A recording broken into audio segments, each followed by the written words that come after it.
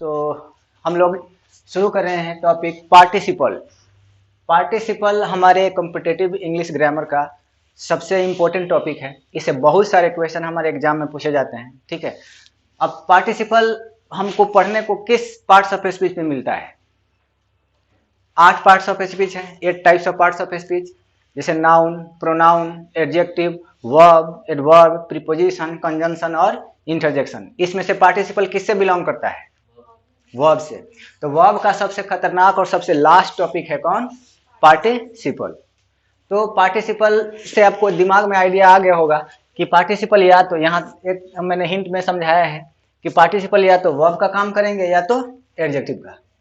तो verb subject के बाद आते हैं, ठीक है। और एडजेक्टिव किसका काम करता है? नाउन और प्रोनाउन की विशेषता बतलाता है, क्वालिफाई करता है। तो अगर ऐसा वर्ड जिसमें वर्ब और एडजेक्टिव का गुण मिले, क्वालिटी मिले, उसे हम क्या कहेंगे? पार्टिसिपल। अब आते हैं कि पार्टिसिपल कितने टाइप के होते हैं।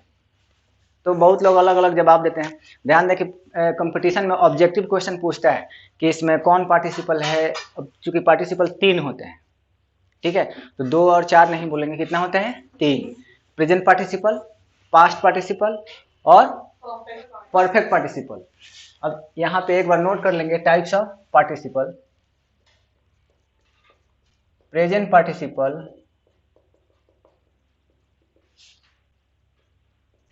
पास्ट पार्टिसिपल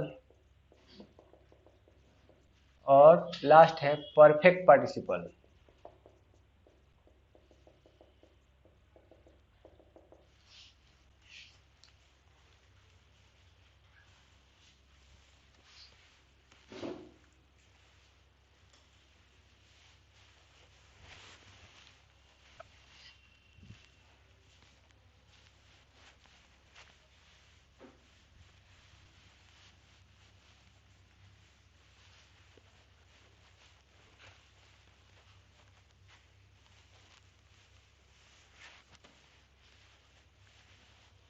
और ये पार्टिसिपल निकला है हमारा किससे?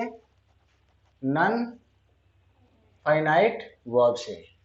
इससे निकला है हमारा कौन? पार्टिसिपल। और उसके टाइप हो गए 3: present participle, past participle, perfect participle. अब सबका आइडेंटिफिकेशन पहचानेंगे। सीडीएस के एग्जाम होता है या बहुत सारे TGT, PGT, C TET, UP TET के एग्जाम में क्वेश्चन पूछ देता है कि इसमें से कौन कौन पार्टिसिपल है। तो प्रेजेंट पार्टिसिपल का आइडेंटिफिकेशन क्या होंगे?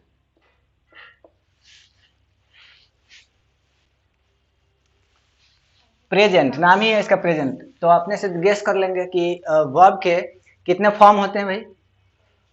5 फॉर्म होते हैं। अब पांचों फॉर्म कोई ना कोई पार्टिसिपल से बिलोंग करता है, ठीक है। तो ज्यादा हमारा नेसेसरी जो वर्ब है वो वर्ब का 3rd फॉर्म और वर्ब का 4th फॉर्म, यही पार्टिसिपल का काम कर सकते हैं, ठीक है। यहाँ पे देख लेंगे प्रेजेंट पार्टिसिपल में क्या आएंगे? V4, यानी कि वर्ब प्लस ING। ये सब भूलेंगे नहीं, ये सब इंपॉर्टेंट चीज है। हम लोग वो सब चीज याद कर लेते हैं जिसका कोई वैल्यू नहीं है, लेकिन ये भूल इसलिए जाते हैं क्योंकि हम इसका डेली प्रैक्टिस है नहीं। हम कहते हैं कि कंपटीशन ही तो निकालना है। पास्ट पार्टिसिपल में क्या आएंगे? वर्ब का 3rd फॉर्म। अब यहाँ से एक ऑब्जेक्टिव क्वेश्चन उठता है आपके एग्जाम के लिए कि पैसिव वॉइस में कौन से पार्टिसिपल का यूज करते हैं। आएगा ऑप्शन कि present participle, past participle, perfect participle कि ऑल है पास्ट पार्टिसिपल। सॉरी,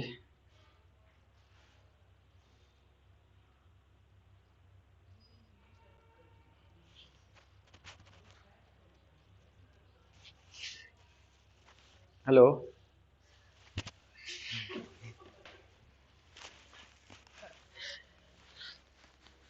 हेलो,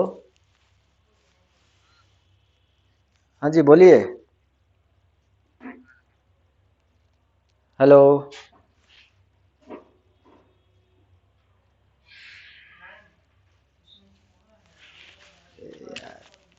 कौन है यार? साला इसमें फंस गया ये।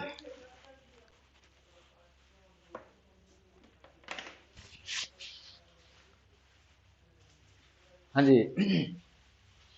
तो पैसिव वॉइस में पास्ट पार्टिसिपल का यूज करते हैं, क्योंकि पैसिव वॉइस में आपको पता है कि वर्ब के थर्ड फॉर्म को इस्तेमाल करते हैं। ठीक है, ये वर्ब के थर्ड फॉर्म को ही पास्ट पार्टिसिपल कहते हैं। कभी नहीं भूलेंगे कि वर्ब के थर्ड फॉर्म को पास्ट पार्टिसिपल कहते हैं। अगर हम भूल ही गए तो पढ़ाई का कोई मतलब ही नहीं रहा। ठीक है, परफेक्ट पार्टिसिपल में क्या आएंगे भाई? Having plus V3, having plus verb के थर्ड फॉर्म, इसको कहते हैं परफेक्ट पार्टिसिपल। आप परफेक्ट टेंस पता है ना आपको? परफेक्ट टेंस,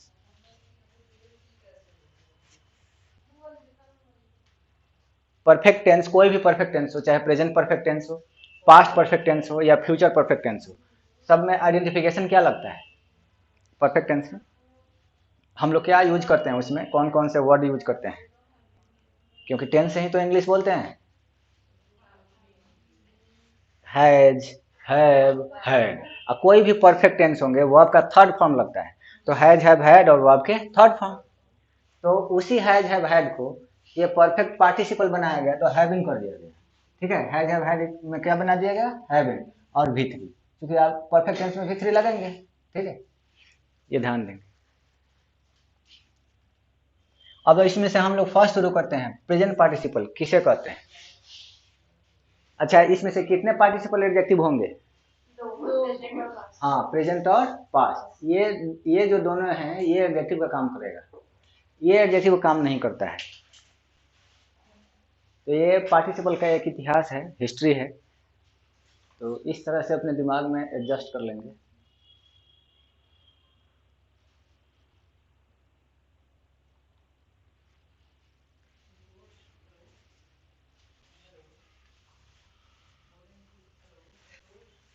अब यहाँ पे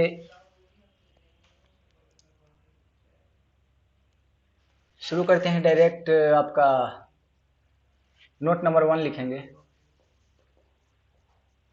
note number 1,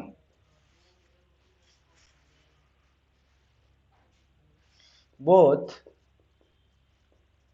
present participle and past participle, ठीक है भाई, वर्क एज एडजेक्टिव।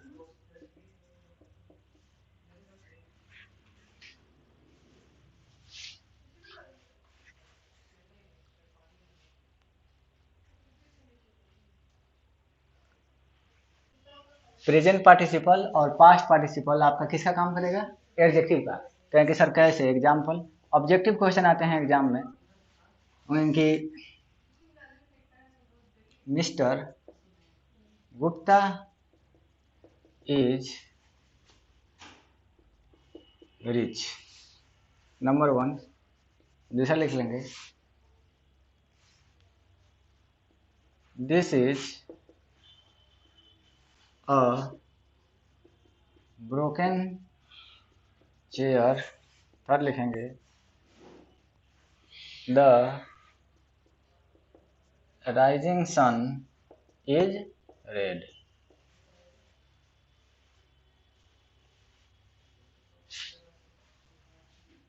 एक और लिखिए, द मूवी इज इंटरेस्टिंग।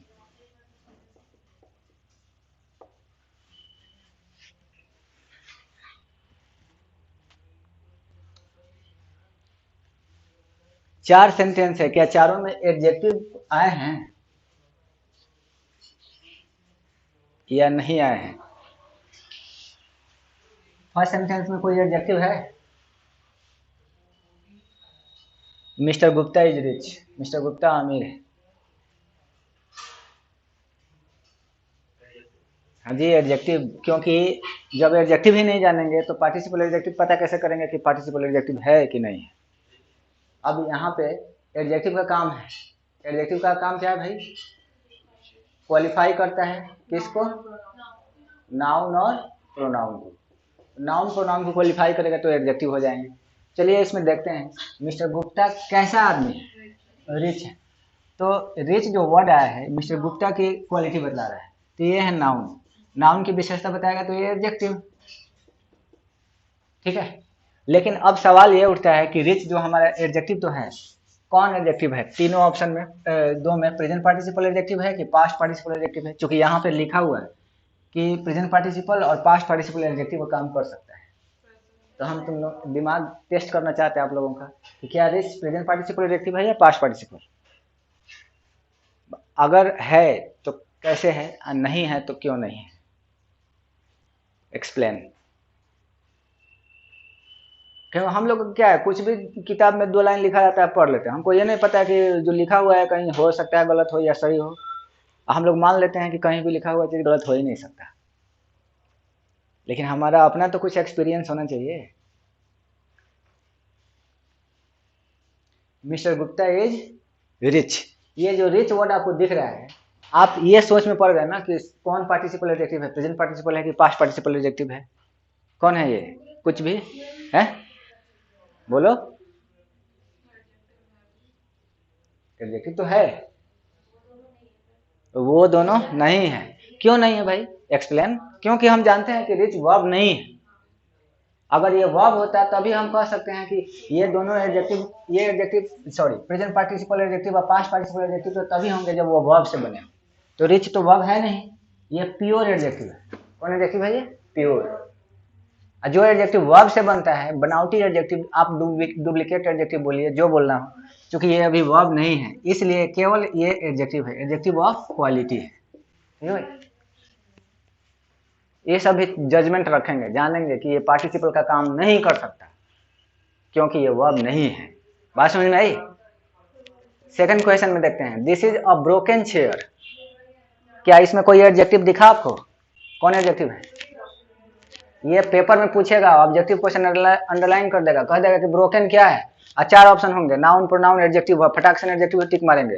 कहीं ऑप्शन बदल दिया, ऑप्शन बदल के ऐसे भेज देगा कि प्रेजेंट पार्टिसिपल एडजेक्टिव है कि पास्ट पार्टिसिपल एडजेक्टिव है कि प्रेजेंट परफेक्ट पार्टिसिपल एडजेक्टिव है। ठीक है, तो पास्ट पार्टिसिपल है क्योंकि वर्ब का कौन फॉर्म है? ये वर्ब का थर्ड फॉर्म है। तब समझ में आ गया कि अच्छा जी ये एडजेक्टिव तो है, लेकिन डिटेल में जाएंगे, डीप में, तो हमको पता चल जाएगा कि ये पास्ट पार्टिसिपल एडजेक्टिव है। बात समझ में आई? तो ऑब्जेक्टिव क्वेश्चन छोड़ेंगे नहीं, 1 नंबर का क्वेश्चन आता है आपके पेपर में। Third number question, the rising sun is red. इसमें हम पूरे सेंटेंस में कितने एडजेक्टिव आए हैं? कितने? 2। कौन कौन? राइजिंग और रेड।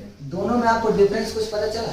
रेड की एडजेक्टिव है, ये प्रेजेंट पार्टिसिपल है, पर रेड जो है ये सिर्फ एडजेक्टिव ऑफ क्वालिटी है। एडजेक्टिव ऑफ क्वालिटी है, ये प्योर एडजेक्टिव है रेड। इसमें हमने कोई प्लस माइनस फेट फाट नहीं किया, जबकि राइज वर्ब है और उस वर्ब में हमने आईएनजी ऐड कर दिया है, राइजिंग। राइजिंग बना करके हमने सन की क्या बताया, विशेषता बताया। तो ये एडजेक्टिव तो हो गया, ये हो गया प्रेजेंट पार्टिसिपल एडजेक्टिव। जब आईएनजी से एडजेक्टिव बना हो तो प्रेजेंट पार्टिसिपल एडजेक्टिव होगा, लेकिन जबकि वर्ब प्लस वर्ब के थर्ड फॉर्म से एडजेक्टिव बना हो तो पास्ट पार्टिसिपल एडजेक्टिव होंगे। फोर्थ में आते हैं, द मूवी इज इंटरेस्टिंग। इसमें कोई एडजेक्टिव है कि नहीं? इंटरेस्टिंग वर्ड से ही पता चलता है भाई मूवी की विशेषता बताए, ये एडजेक्टिव है। कौन एडजेक्टिव है ये? Present participle adjective.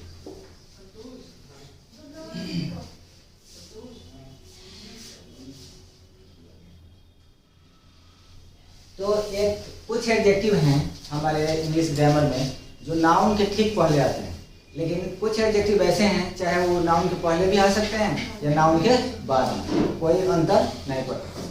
कि सर माई एडजेक्टिव है कि प्रोनाउन है? माई वर्ड को हम इकलौता डिस्कस करें, माई जो वर्ड है, माइन जो वर्ड है, ठीक है, इन दोनों में जरा ध्यान रखें। माई और माइन में नाउन के पहले कौन आते हैं? माई आता है, इसलिए आपको पता चल गया नाउन के पहले कोई भी वर्ड आया तो उसे क्या कहेंगे? एडजेक्टिव कहेंगे। नाउन के ठीक पहले, एकदम नाउन है उसके ठीक बगल में कोई वर्ड आ जाए तो क्या हो जाएगा? वो एडजेक्टिव। लेकिन ये माइन जैसा वर्ड है, ये नाउन के ठीक बगल में नहीं आते, नाउन के बाद आते हैं, तो इसलिए इसको क्या कहते हैं? प्रोनाउन। ठीक है, ये है पॉजेसिव प्रोनाउन और ये है पॉजेसिव एडजेक्टिव। तो पॉजेसिव से हमारे बहुत सारे वर्ड हैं, इस सबको ध्यान में रखें। अब देखिए माई जैसा वर्ड कभी भी नाउन के बाद नहीं आएंगे, जब भी आएंगे तो नाउन के ठीक पहले आएंगे। तो ग्रामर एक ऐसा चीज़ है, ये पहचानना पड़ता है कि भाई ऐसा कैसे हो रहा है कि कभी एडजेक्टिव नाउन के पहले आ जाता है, कोई नाउन के बाद आता है।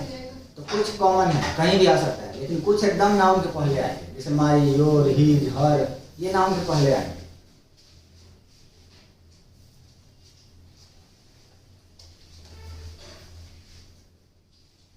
तो इस तरह से हमारा नोट नंबर 1 खत्म हुआ। एग्जाम में 1 नंबर का क्वेश्चन आपको छूटना नहीं चाहिए कि प्रेजेंट पार्टिसिपल एडजेक्टिव कौन है और पास्ट पार्टिसिपल एडजेक्टिव कौन है।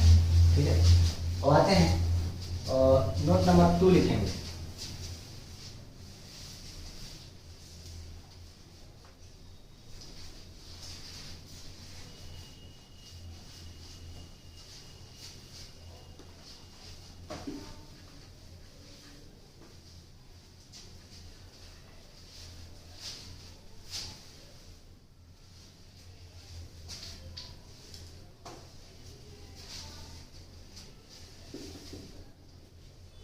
नंबर 2,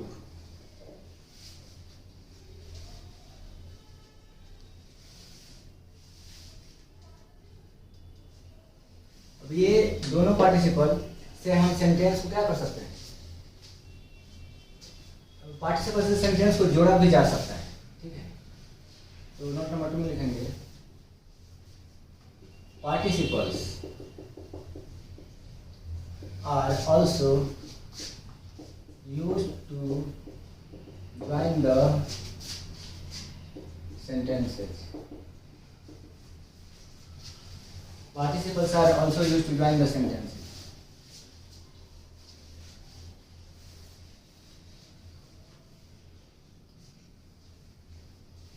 ब्रैकेट में लिखेंगे मोस्टली ये किसको जोड़ता है, मोस्टली प्रेजेंट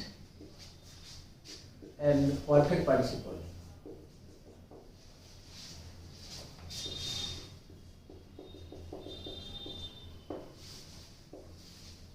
ज़्यादा हम लोग प्रेजेंट और परफेक्ट पार्टिसिपल से सेंटेंस जोड़ते हैं।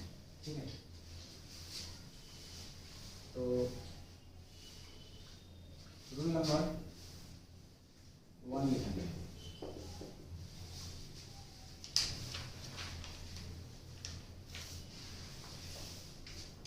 If one and the same noun है सब्जेक्ट कर देंगे। If one and the same subject does more than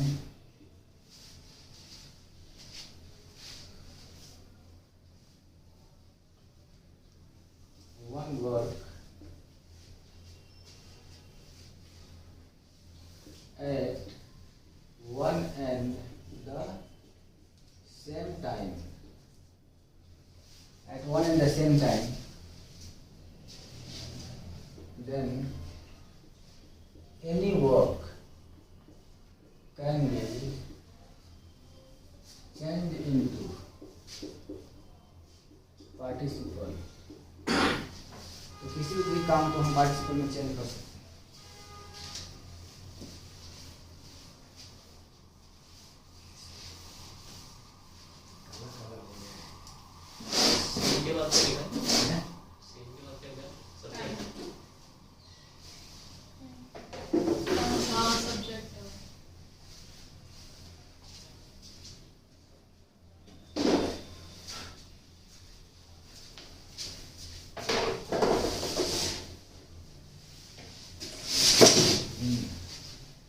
क्या पूछ रहे थे?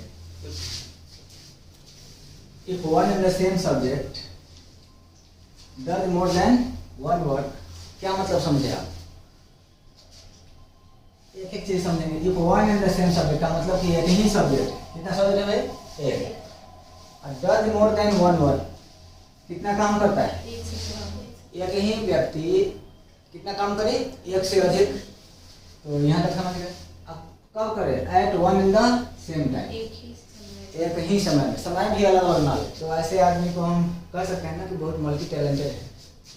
एक ही व्यक्ति एक ही समय में कितना काम करता है? वो एक से ज़्यादा। कितने आदमी को तो कहो कि थोड़ा पढ़ाई कर लो तो बस एक ही काम करेगा, वो पढ़ाई करेगा। या चाय पी लो तो चाय नहीं पियेंगे। लेकिन कुछ लोग होते हैं चाय भी पीते हैं, पढ़ाई भी कर लेते हैं। नहीं होता है। अपना न्यूज़पेपर पढ़ भी रहा है, अपना चाय भी पी रहा है, न्यूज़ भी देख रहा है इधर। टीवी पे खोल देख लिया, एक बार में कितना काम करता है वो, है कि नहीं।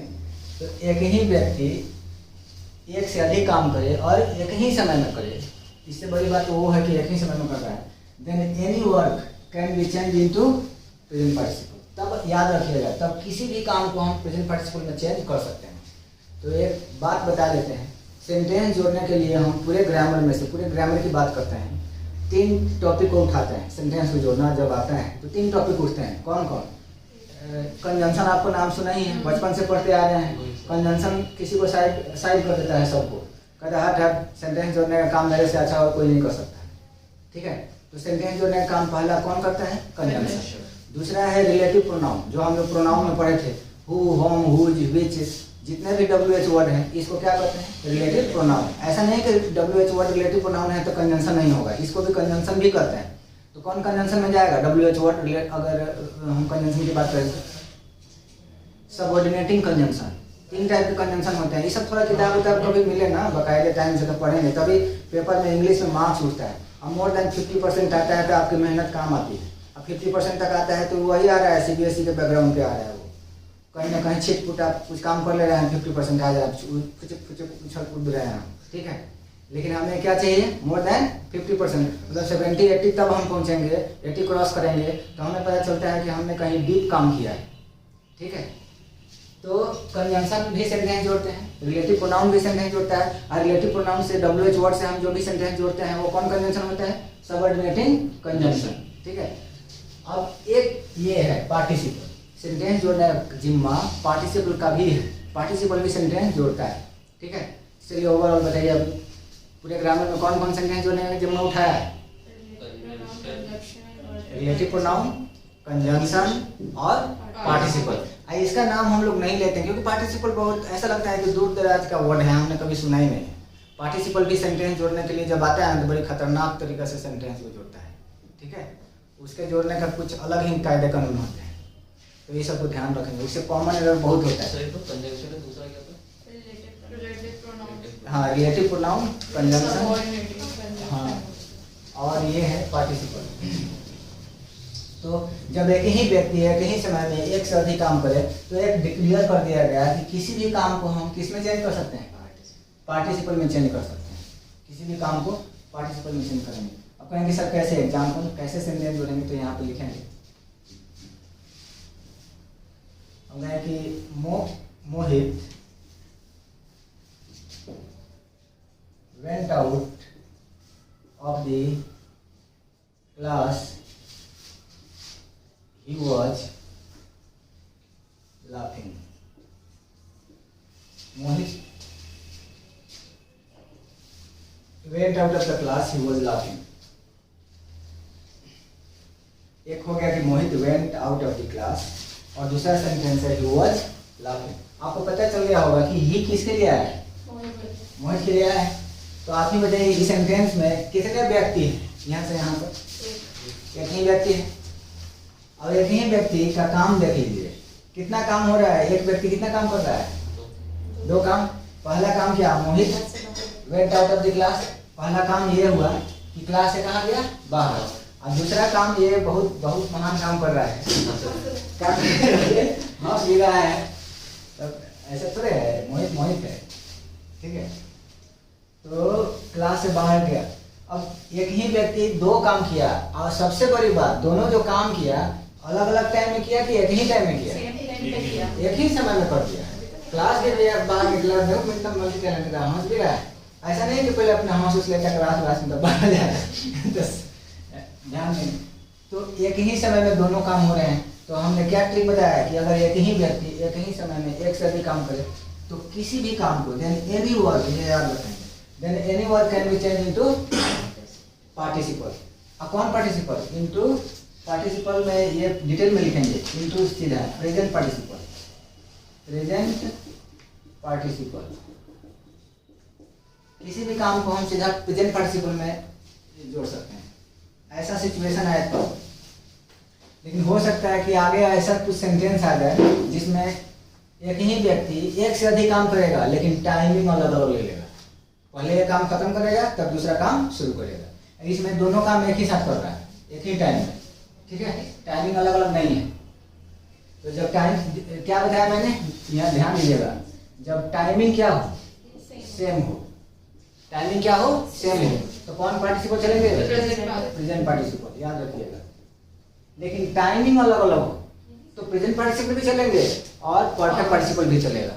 लेकिन अब कौन कब चलेंगे इसके लिए कंडीशन है, वो हम आगे बताएं, ठीक है। अभी टाइमिंग सेम है तो प्रेजेंट पार्टिसिपल बस।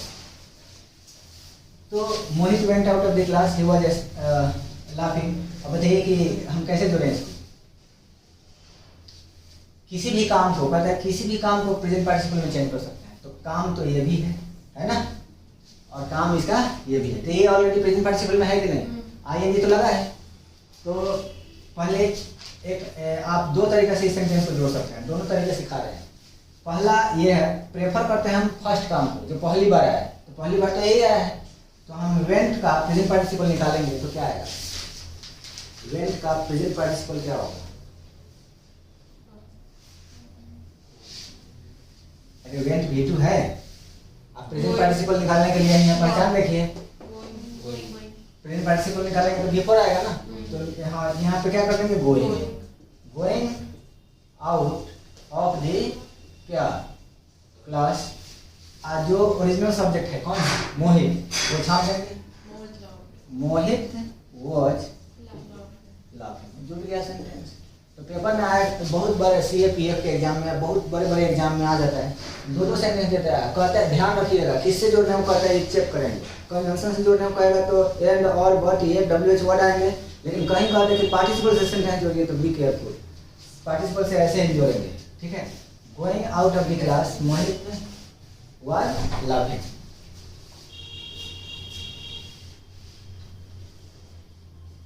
Going out of the class Mohit was laughing.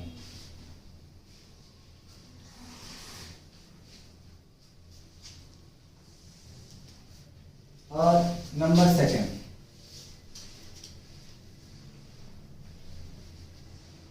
अब दूसरे तरीके से हम कहीं किसी भी काम पार्टिसिपल में ऐड कर सकते हैं। तो काम नंबर 1 को तो कर दिया, आप दूसरे काम से अगर जोड़ना चाहते हैं तो इसका मतलब फर्स्ट को जैसे के तैसे लिख देंगे और दूसरे क्लास में हम लाफिंग को ऐड कर देंगे, क्योंकि ये ऑलरेडी है, इसको जोड़ने की जरूरत, ये तो खाली ऐड कर देना, बता देना। तो क्या लिखेंगे, Mohit went out of the class, और ये तो सब हो गया, ही वाज तो इसमें आ गए। अब क्या करेंगे, जोड़ देंगे इससे, Mohit went out of the class laughing. अब इसमें देख लेंगे कहीं एरर तो नहीं हुआ है, Mohit went out of the class, Mohit गया, कहाँ गया, क्लास से बाहर, कैसे गया, हंसते हुए। तो पेपर में एक ध्यान देंगे कि how is more important than where and when, ठीक है। तो how is more important than where and when, इसलिए जो हाउ को क्वालिफाई करता है वो उसको पहले खींच के ले आएंगे, ठीक है। तो यहाँ पे ऑर्डर मिस्टेक हुआ है, ये लाफिंग जैसा वर्ड लास्ट में नहीं जाकर के कहाँ आएंगे, यहाँ पे आएंगे, यही कॉमन एरर हो जाता है, तो हमारा पेपर नहीं निकलता है। हम लोग सोचते हैं ना हमको ठीक लग रहा है, ठीक लग रहा है, एकदम ठीक है, ग्रामर ठीक लगने के लिए पढ़े थे कि एकदम कंसेप्ट वाइज समझने के लिए पढ़े। तो यहाँ पे क्या करेंगे, मोहित वेंट क्या लाफिंग, मोहित गया हंसते हुए क्लास से बाहर, आउट ऑफ द क्लास।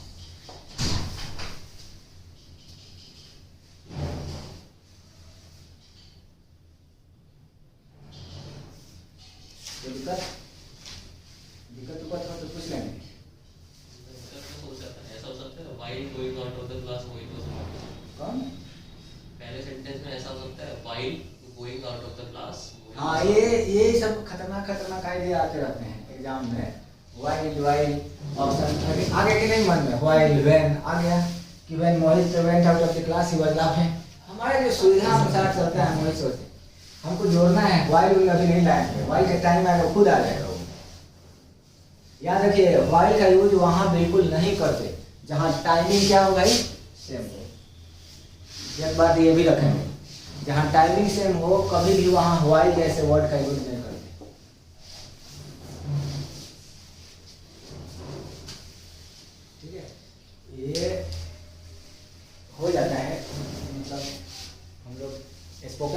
इसके बेसिस पे बहुत सारे दिमाग में मेरे आए। अब स्पोकन में हम लोग ऐसे बोल दिए, स्पोकन में हम लोग बोल देंगे कि why Mohit went out of the class he was laughing.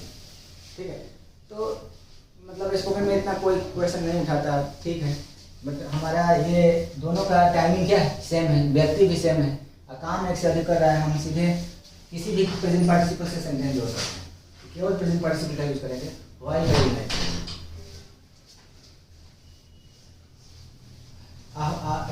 Y का यूज तब करते हैं जब सब्जेक्ट क्या हो भाई, डिफरेंट हो।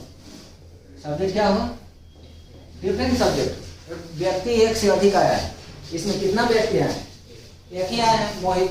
तो जब व्यक्ति एक ही हो, सिंगल व्यक्ति की बात करता हो, तब व्हेन और वाइल का यूज नहीं करते। एक कॉन्सेप्ट दे देते हैं, व्हेन और वाइल का यूज, दोनों का यूज तभी कर सकते हैं जब अलग अलग व्यक्ति आया हो।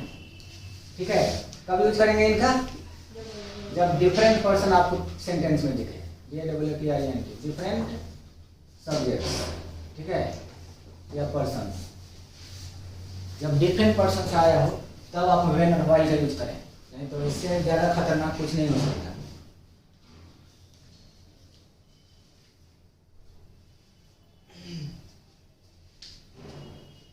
सेम पर्सन के लिए हम व्हेन और व्हाइल का यूज नहीं करते।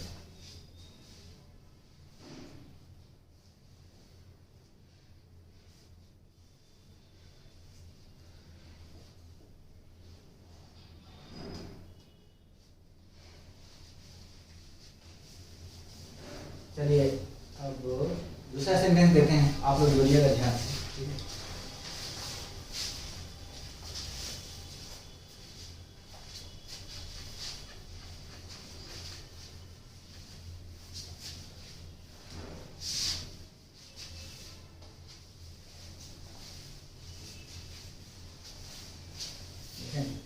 She went on the roof.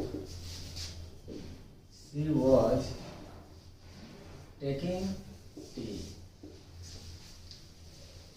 She went on the roof. She was taking tea. दोनों का सब्जेक्ट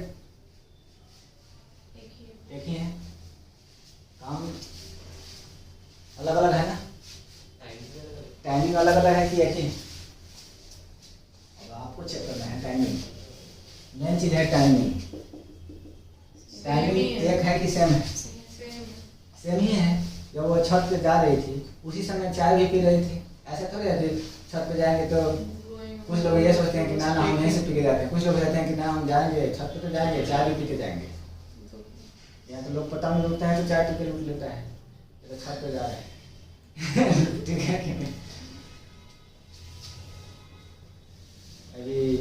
अभी हुआ है कौन फेस्टिवल है, मकर संक्रांति, तो पतंग उतंग उड़ाया तुम लोग? खाना में तो डेली खाते हैं। नहीं सर, वो जो अपना दही वगैरह, दही चूड़ा बकायदे अच्छा से 7-8 टाइप का सब्जियां बनते हैं, बहुत टेस्टी अच्छा लगता है। यहाँ पे नहीं होता है, यहाँ पे तो क्या कहते हैं, अरे वो मंगा लेता है तंदूरी रोटी उसके साथ दाल मखनी मार खींच लिया, हो गया क्या है ये मकर संक्रांति। लेकिन क्या करें,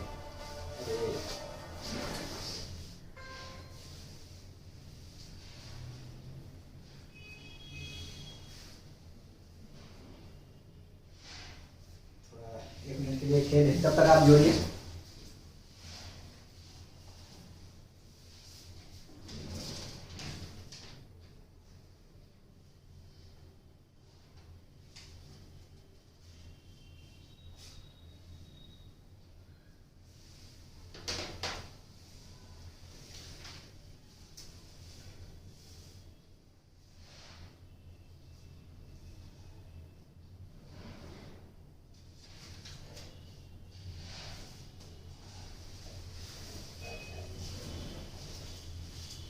कहाँ तक आए थे हम लोग, आप बोलिए सर।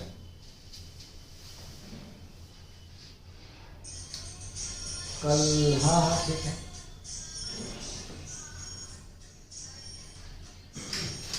ठीक है सर, ठीक है, बहुत ही अच्छा किया आप लोग।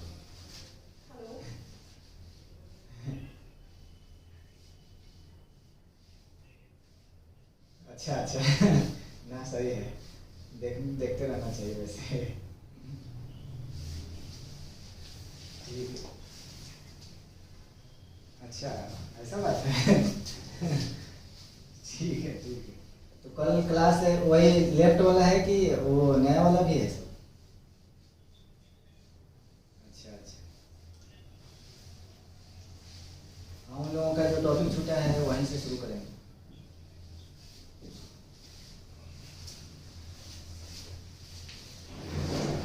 अच्छा अच्छा।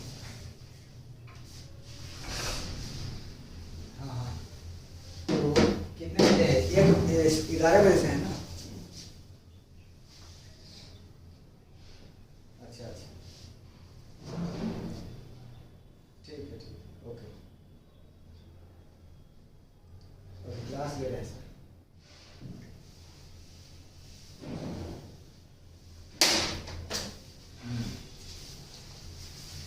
कहाँ तक आ गए थे हम लोग? She went on the roof, she was taking T.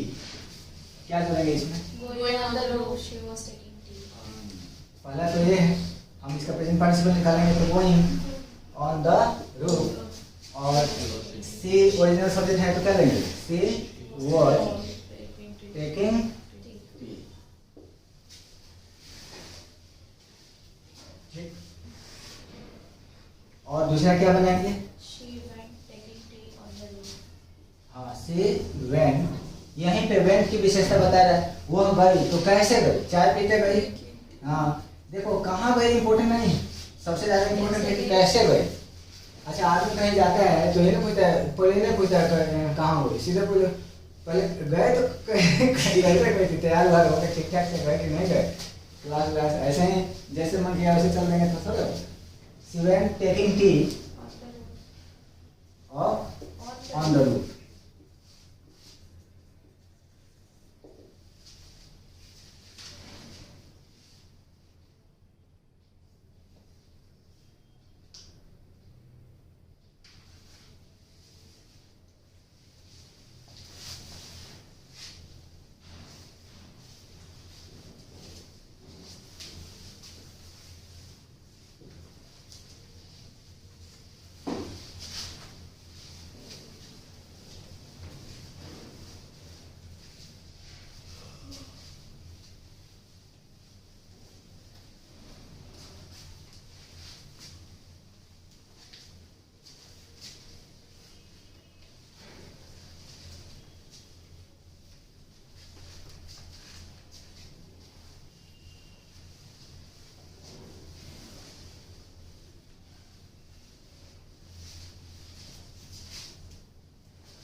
चलिए, तो एक चीज तो हम लोगों ने क्लियर कर दिया कि प्रेजेंट पार्टिसिपल से सिर्फ सेंटेंस जोड़ते हैं, और वो ऐसा सेंटेंस जोड़ेगा जिसमें सब्जेक्ट क्या हो, सेम हो, और टाइमिंग भी क्या हो, सेम हो। अब अगला देखेंगे, नोट नंबर कौन सा है? 3.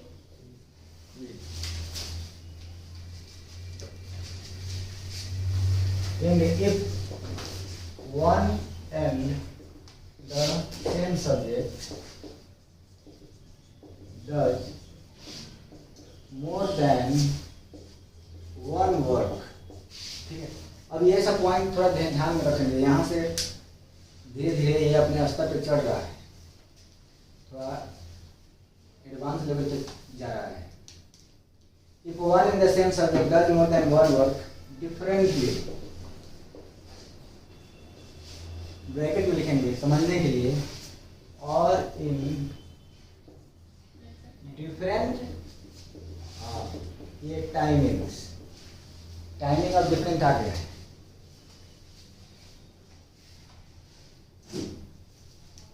तो अब बताइए, एनी वर्क को हम पार्टिसिपल में चेंज कर सकते हैं कि फर्स्ट वर्क को? एनी वर्क को नहीं, एनी वर्क को हम पार्टिसिपल में तभी चेंज कर सकते हैं जब सब्जेक्ट भी सेम हो, टाइमिंग भी सेम हो। अब तो टाइमिंग अलग अलग हो गई, बोल गया कि नहीं? If one and the same subject does more than one work differently or in different timings, अलग अलग समय में एक ही व्यक्ति भले दो काम करे, तो याद रखेंगे फर्स्ट काम को किस में चेंज करेंगे? पार्टिसिपल में, केवल फर्स्ट काम को, सेकंड काम को टच भी नहीं करेंगे। बात समझ में? तो then the first task can be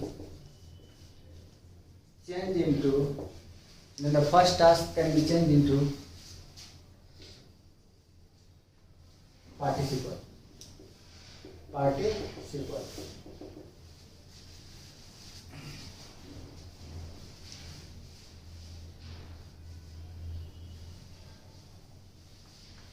अभी इसके हम लोग क्या जाते हैं, बैक जाते हैं, फिर जो नोट प्रीवियस लास्ट लिखे थे, लास्ट में हम लोग ये लिखे थे कि यदि एक ही व्यक्ति एक से अधिक काम करे और एक ही समय में करे तो किसी भी काम को हम किस में चेंज कर सकते थे, प्रेजेंट पार्टिसिपल में, किसी भी काम को।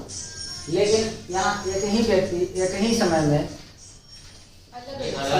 हाँ एक ही व्यक्ति अलग अलग समय में कितना काम करे, अलग अलग एक से अधिक काम करे, तब हम फर्स्ट काम को किस में चेंज करेंगे, पार्टिसिपल में, फर्स्ट काम को ध्यान में रखेंगे। ठीक है, इसमें पता चल जाएगा कि अलग अलग हुआ है कि एक ही समय में हुआ। लेकिन ये सबसे बड़ी क्वेश्चन है कि पार्टिसिपल में तो चेंज करते हैं, लेकिन कौन पार्टिसिपल, पार्टिसिपल तो 3 है, प्रेजेंट पार्टिसिपल, पास्ट पार्टिसिपल और परफेक्ट पार्टिसिपल, जिसमें हमने ऑलरेडी डिक्लेयर कर दिया है कि ज़्यादा मोस्टली केस आते हैं जो एग्जाम में जोड़ने के लिए तो प्रेजेंट पार्टिसिपल से आता है और परफेक्ट पार्टिसिपल से आता है। पास्ट पार्टिसिपल का बहुत कम ना के बराबर होता है। ठीक है, तो अब ये ध्यान देना है कि हम पास्ट पार्टिसिपल प्रेजेंट पार्टिसिपल से सेंटेंस जोड़े हैं कि परफेक्ट पार्टिसिपल से। ठीक है, अब चूंकि टाइमिंग अलग अलग ले रहा है तो आपको एक दिमाग की कहानी बता, ध्यान से समझेंगे। जब एक ही व्यक्ति एक ही समय में वो जो एक से अधिक काम करे तो किसी भी काम को चेंज कर सकते हैं किसमें, प्रेजेंट पार्टिसिपल में। ये तो हो गया। अब ये ध्यान देंगे जब टाइमिंग अलग अलग ले, मान लीजिए कोई व्यक्ति है या कोई लड़का है या कोई भी सब्जेक्ट है जो एक काम किया और दूसरा काम करने में उसको क्या हो रहा है, दूसरा टाइम ले रहा है। लेकिन ये भी ध्यान देंगे कि टाइमिंग का अंतराल कितना हो रहा है, मतलब डिफरेंसेस कितना हो रहा है, ज़्यादा टाइम तो ले रहा है या कम टाइम ले रहा है। एक होता है कि बहुत कम समय लिया, मतलब तुरंत एक काम किया दूसरा काम में का एक शुरू।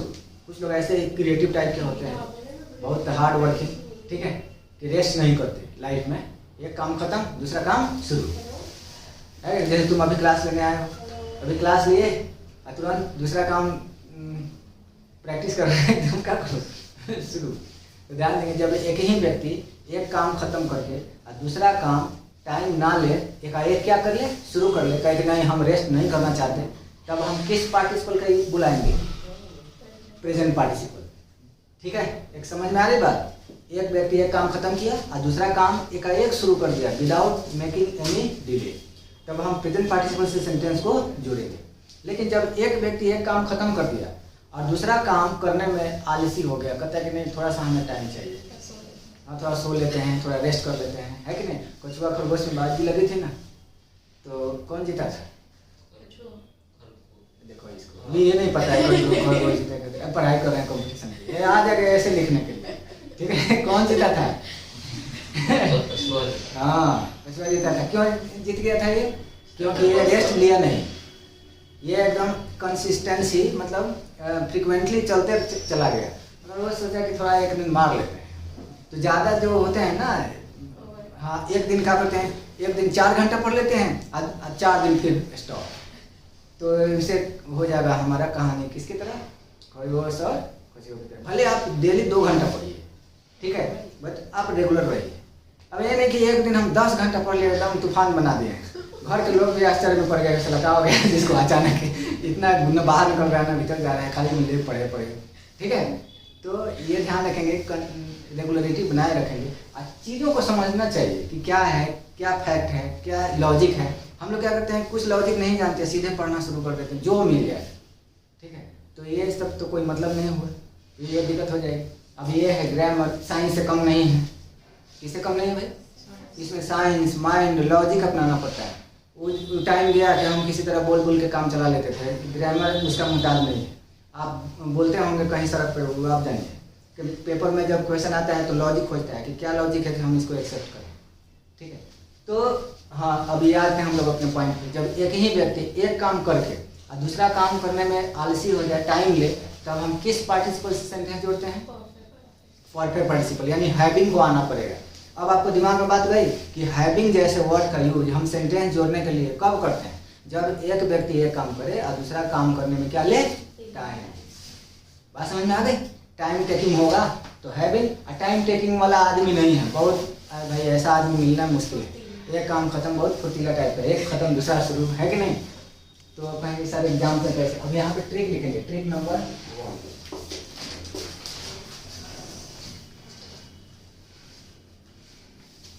If there is no delay, if there is no delay,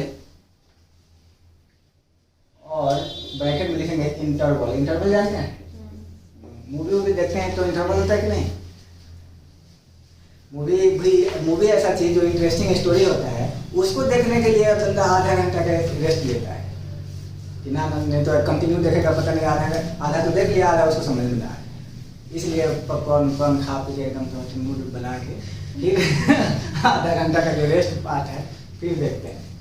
If there is no delay or interval in doing the second task, actual में मूवी का दोष नहीं है, मूवी थोड़े कहा था कि हमारा इंटरवल कराइए, सब इंटरवल कौन कराता है? वो सब वहाँ पे पॉपकॉर्न बेचने वाला है। इंटरवल नहीं होगा, ऐसे मूवी निकल जाएगी, बाद में मूवी खत्म हो जाए, कौन खाएगा पॉपकॉर्न? फिर सब बाहर से देगा, इसीलिए बीच में ही रोक देता है आधा घंटा, ले सब हल्ला गुल्ला करते रहता है ना, आधा घंटा जैसे बीच में आधा स्टोरी आएगी बस इंटरवल। अब सब लोग क्या करते हैं उसमें अपना कुछ ना कुछ ये करें, भाई उसका भी तो काम चलना चाहिए। तो if there is no delay or interval in doing the second task, then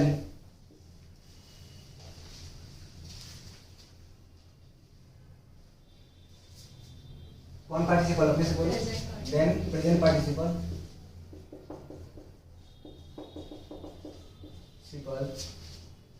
then the first word ऐसे लिखेंगे, then the first word can be changed into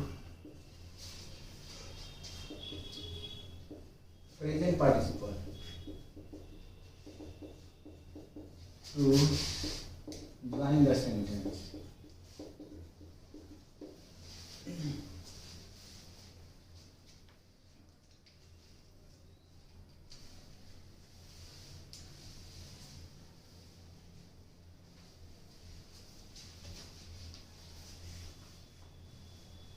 Then the first word can be changed into present participle to join the sentence.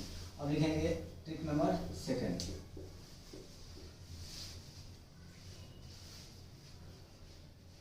अब दूसरी तरह से इसमें हम लोग क्या सोचेंगे, अपने से सोच लेंगे, ट्रिक तो अपने हाथ में है। अगर इसमें कहता है कि कोई डिले ना हो, कोई इंटरवल ना हो, तो फर्स्ट काम को प्रेजेंट पार्टिसिपल में चेंज कर दी।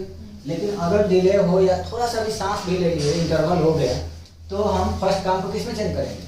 परफेक्ट पार्टिसिपल में। तो लिखेंगे if there is delay, if there is delay और शॉर्ट इंटरवल, यहाँ इंटरवल में भी है और शॉर्ट इंटरवल हो जाए,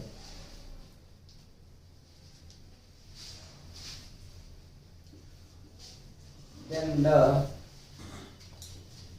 first work can be changed into, the first work को चेंज करेंगे किसमें? into perfect participle, इसमें चेंज करेंगे perfect participle।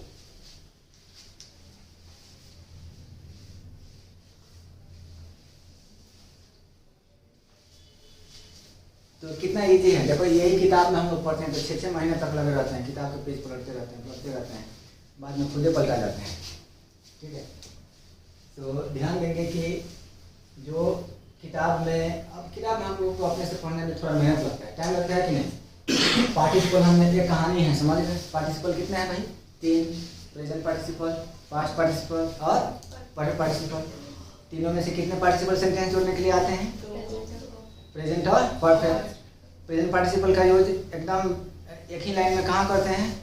जब टाइमिंग सेम हो, व्यक्ति सेम हो, ठीक है, तो हम प्रेजेंट पार्टिसिपल किसी भी काम को चेंज कर सकते हैं। लेकिन ये ध्यान रखेंगे कि जब व्यक्ति तो सेम हो लेकिन टाइमिंग क्या हो जाए भाई?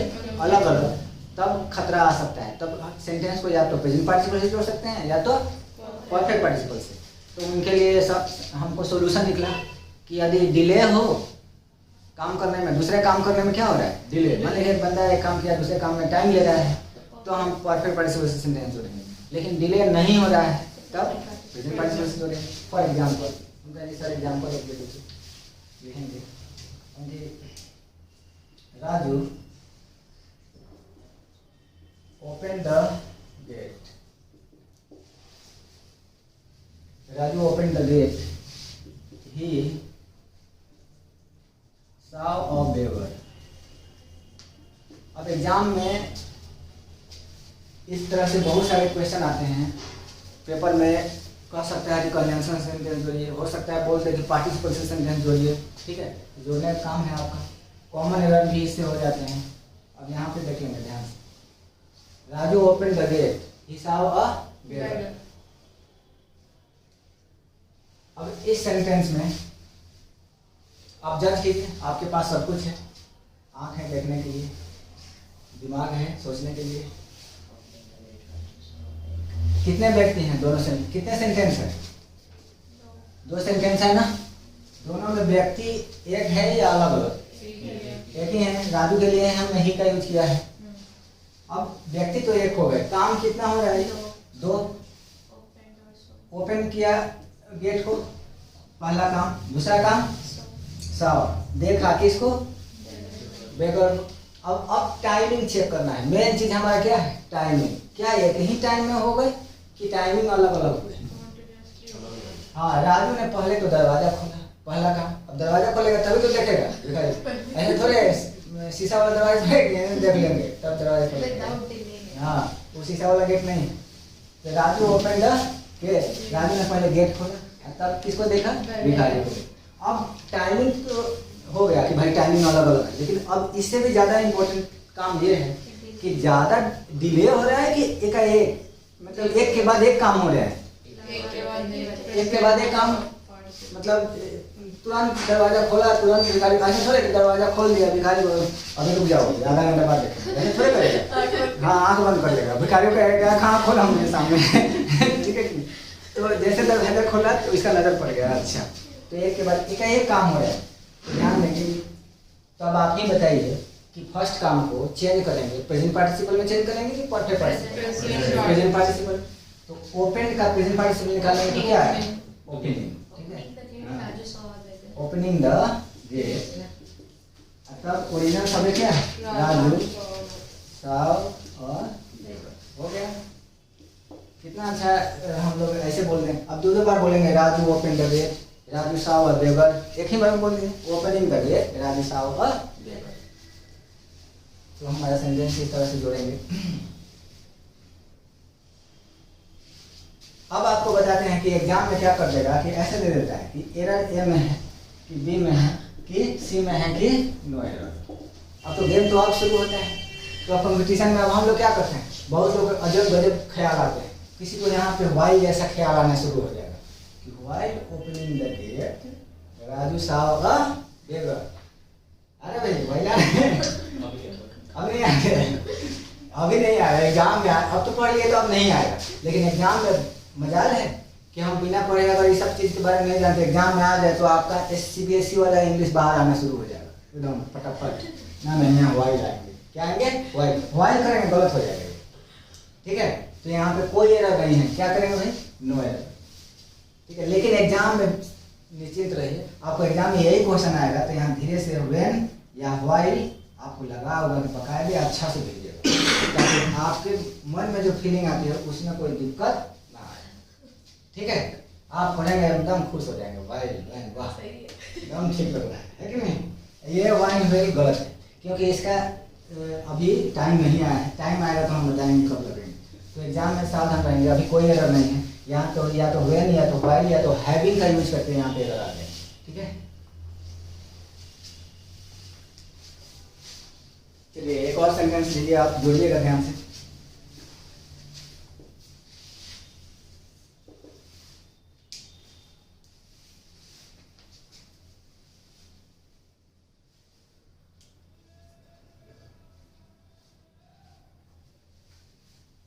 लिखेंगे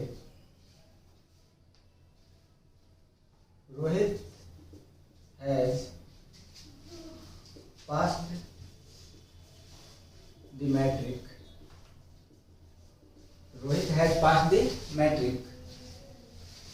Now he wants to join the college.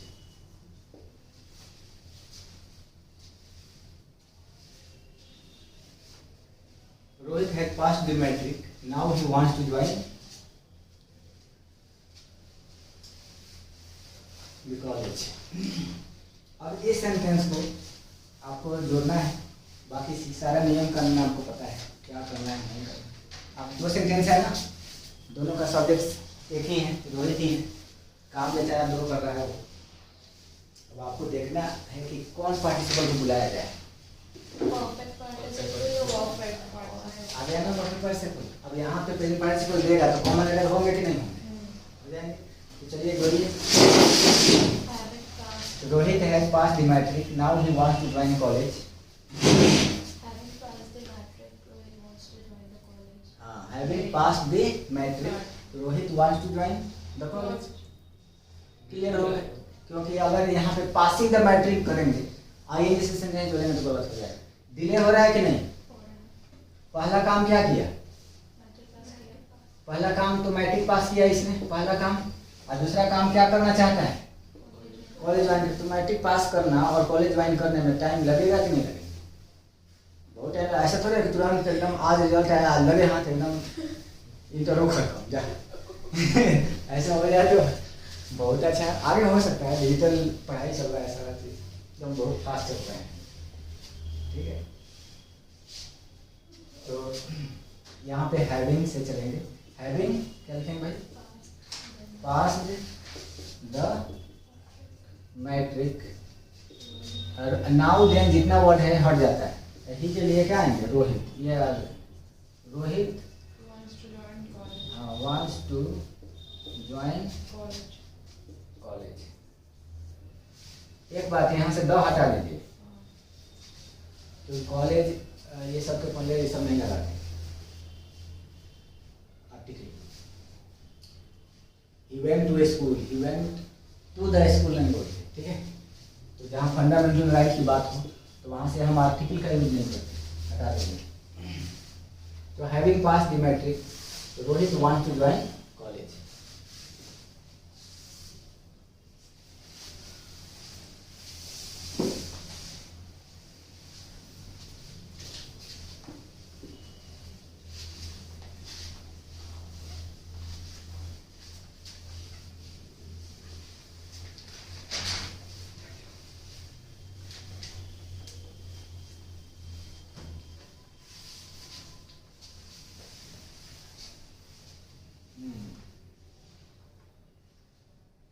ये जोड़ेंगे दो sentence.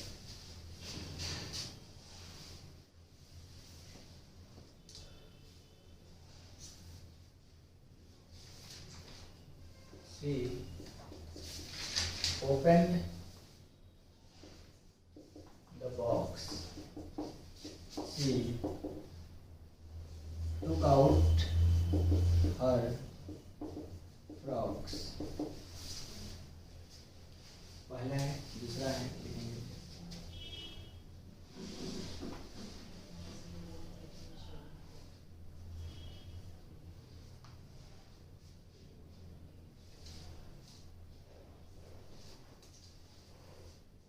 Sonia came into the class। She was weeping। कौन लीजिएगा?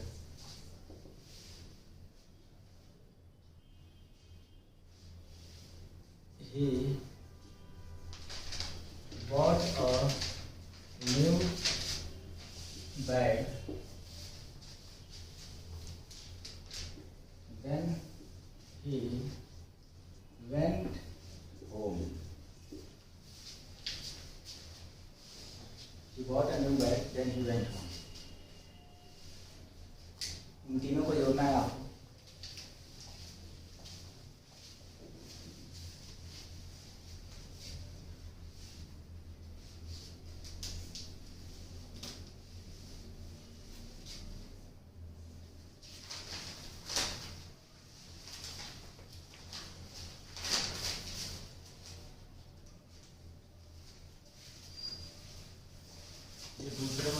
सी वाज आ गए। Weeping. हाँ सी वाज वीपिंग, WEEPING।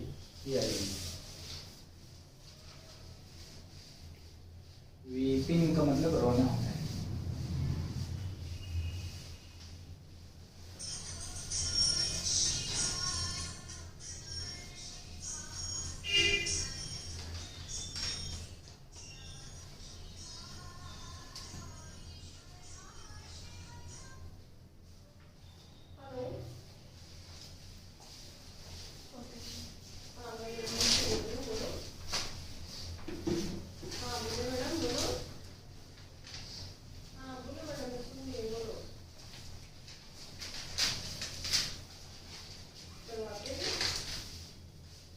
चलिए फर्स्ट सेंटेंस में she open the box, she took out her frocks.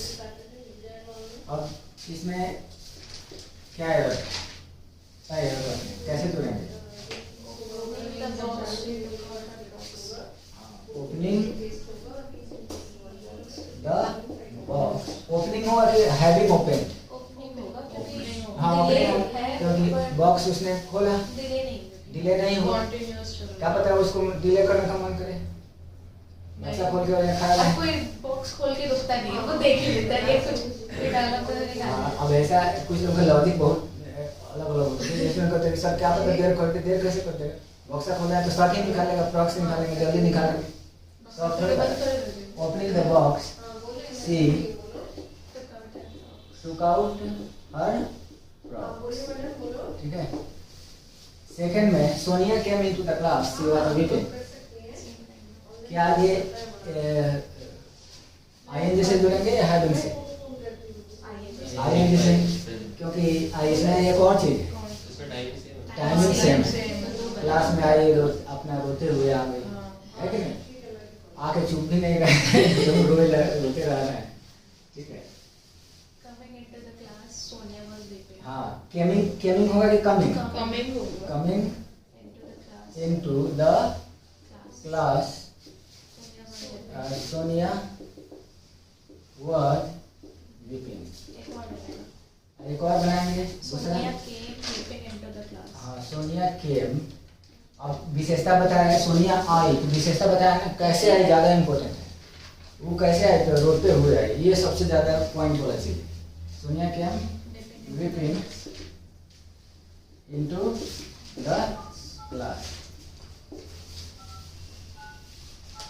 He bought a new bag, then he went home। ये तो perfect participant ये बताइए इसमें डिले है कि नहीं है? है। मार्केट से मैंने अभी अब तक पहले तो बैग खरीदा, बैग खरीदने के साथ थोड़े घर चला गया होगा, गया होगा टाइम लगा होगा। पहले तो बैग खरीदा होगा, अच्छा बैग मिला होगा, इसको डिस्काउंट सर में। अगर दुकान घर के पास हो, दुकान घर के पास हो, दुकान घर के बगल में, अगर घर के बगल में है तो फिर भी जाने आने में टाइम लगेगा कि नहीं? अब ऐसे भी लोग चलते हैं मार्केटिंग करने के लिए, चीज खरीदने के लिए। हाँ, तो उसके साथ एक दो दोस्त भी होंगे, बैग खरीदवा दिया होगा तो पहले भाई सबसे पहले पार्टी दो। हाँ, पहले कुछ खिलाओ, भले चाय बिस्कुट ही खिलाओ, लेकिन चलो ऐसे घर पे नहीं जाना है। तो इसमें डिले है, ठीक है। आदमी कोई भी चीज़ खरीदता है तो भाई इतना बनता है, जैसा सामान वैसा। ये अब बैग खरीदेंगे तो हम मान लिया कि बैग खरीद लिए 1000 रुपये का, पार्टी देते हैं 5000 का, तो साला घाटा पड़ जाएगा कि नहीं? अब गाड़ी मान लिया कि हम खरीद लिए BMW, जैसे कोई भी भाई उसका बड़ा पार्टी होता है, VIP लोग आएंगे, वैसे ऑर्डिनरी आदमी खरीदता भी नहीं है BMW, है कि नहीं? तो क्या लिखेंगे मैं? having bought a new bag. Having bought a new bag, He went home. Then हटा देंगे, ही वेंट, कॉमा दे देंगे, ही वेंट होम। बिल्कुल सही। अब पेपर में यहाँ पे देख लो कैसे कैसे आएगा। जैसे यहाँ पे एरर देना होगा तो कैसे क्या कर देगा, हैविंग बॉट की जगह दे देगा ऐसे, having buying a new bag, ठीक है। He went home.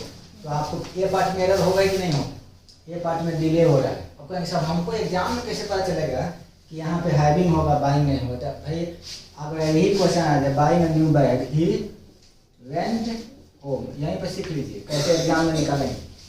यहाँ पे देख लीजिए, ही वेंट होम, यहाँ पे क्या यही सब्जेक्ट यहाँ भी काम कर रहा है कि नहीं, कि बाइंग अ न्यू बैग। तो पहले काम क्या किया, बैग खरीदा, और फिर कहाँ गया, घर गया।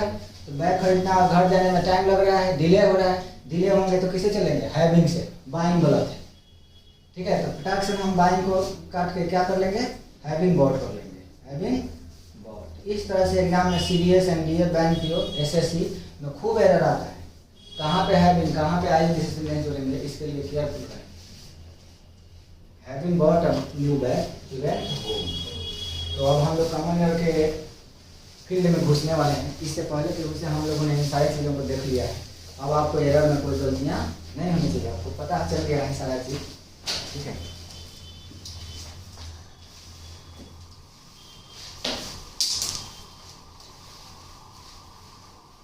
अब ये सारे चीज़ों को मिटाया जाता है।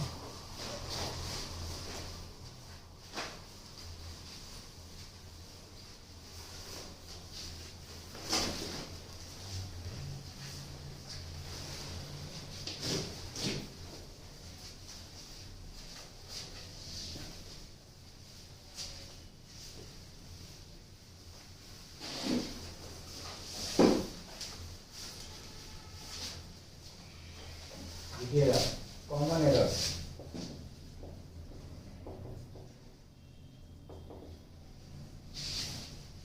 आ गया आपका एरर्स का महासंग्राम।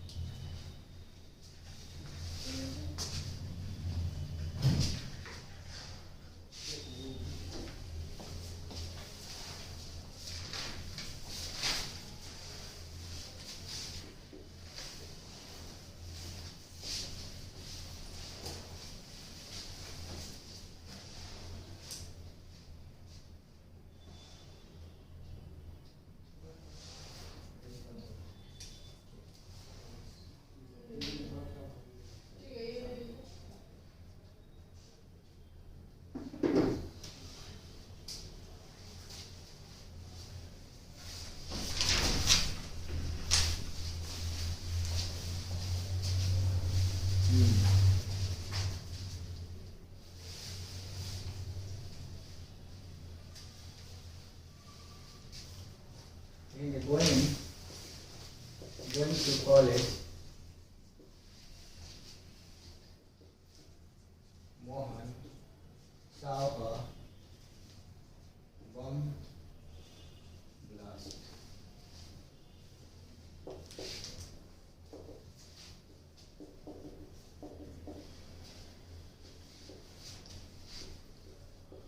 Going to college, a dog jumped at Mohan.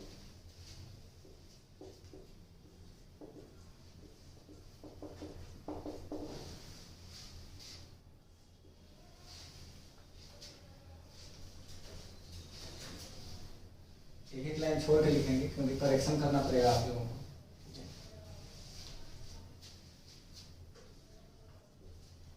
Waiting for a bus, a stone fell on his nose.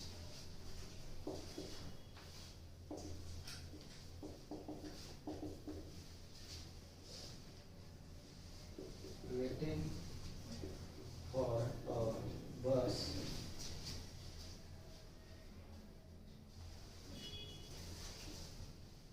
he saw a young, tall and beautiful girl.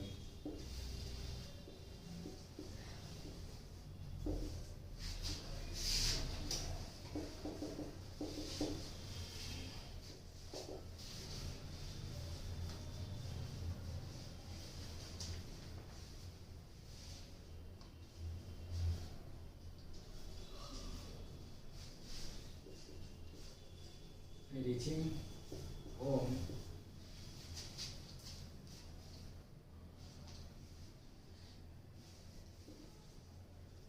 Priya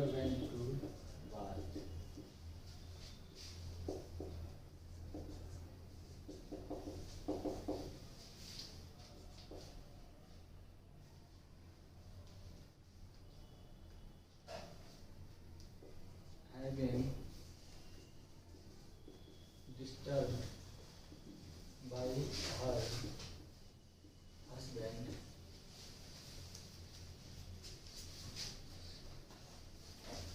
She left his house.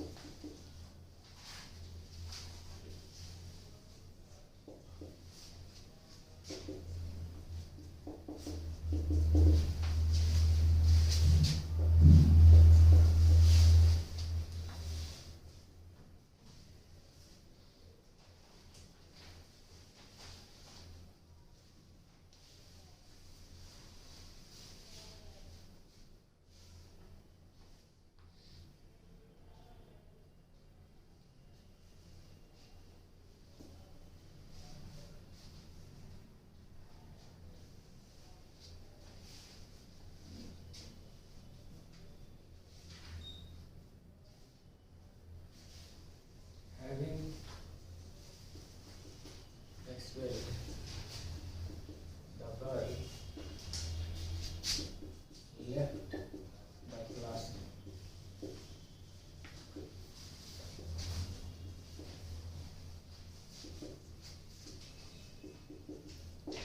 ये आ चुका है भाई SSC GL में, ठीक है। और ये भी आया हुए हैं आपके SSC में ही आया है।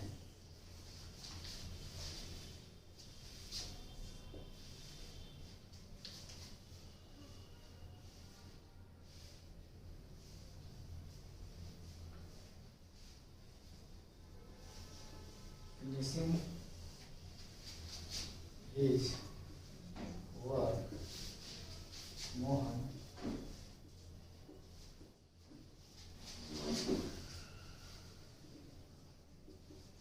went home.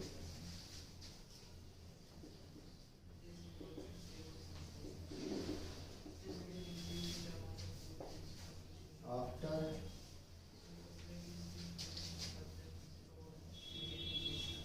finishing his work,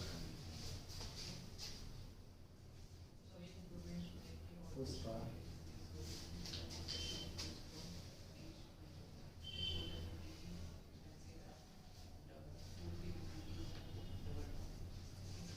asked for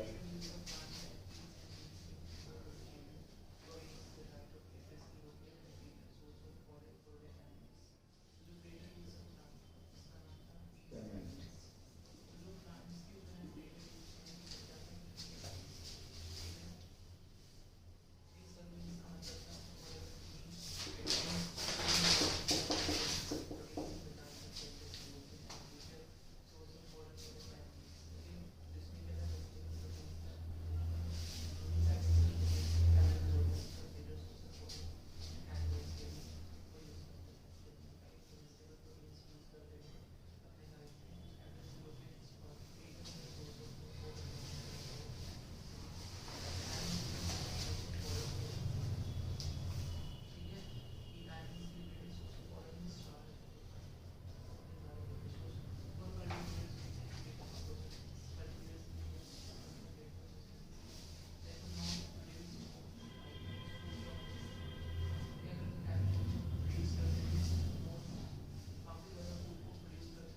After taking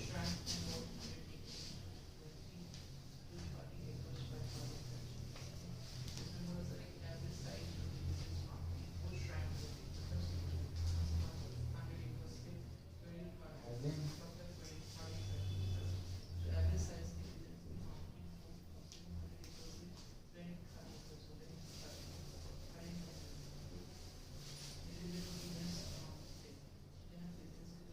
having finished the lunch,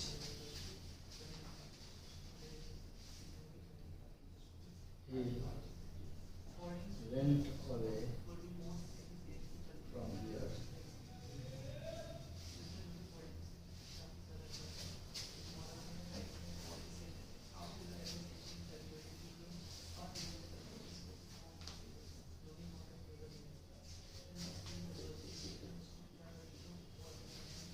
lunch है lunch lunch.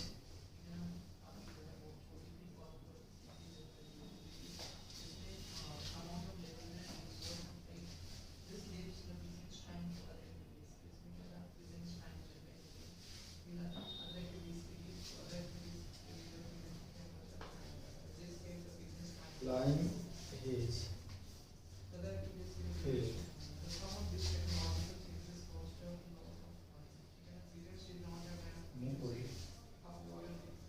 Saw a big scorpion.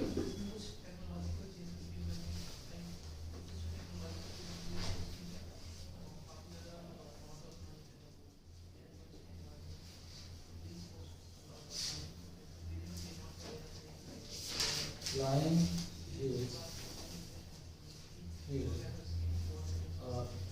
A scorpion stung him. इसमें देखिए किसमें दे रहा हूँ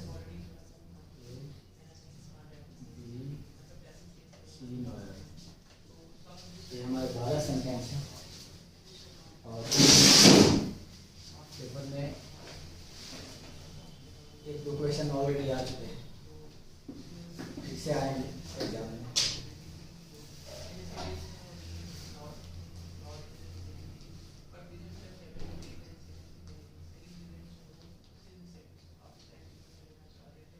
अब आपके पास सारा मटेरियल है ना? नहीं सर, एक मटेरियल नहीं है जिसमें 2 सब्जेक्ट हो, उसका क्या करना?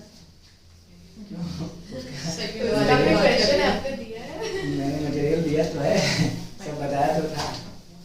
कोई नहीं, वैसे आप लोग देखिए कि किसमें क्या है, कैसे क्या करें, जितना हो सकता है उतना तो बना ही लेंगे। एक दो क्वेश्चन इधर उधर का आया होगा, बाकी तो सब सेम है।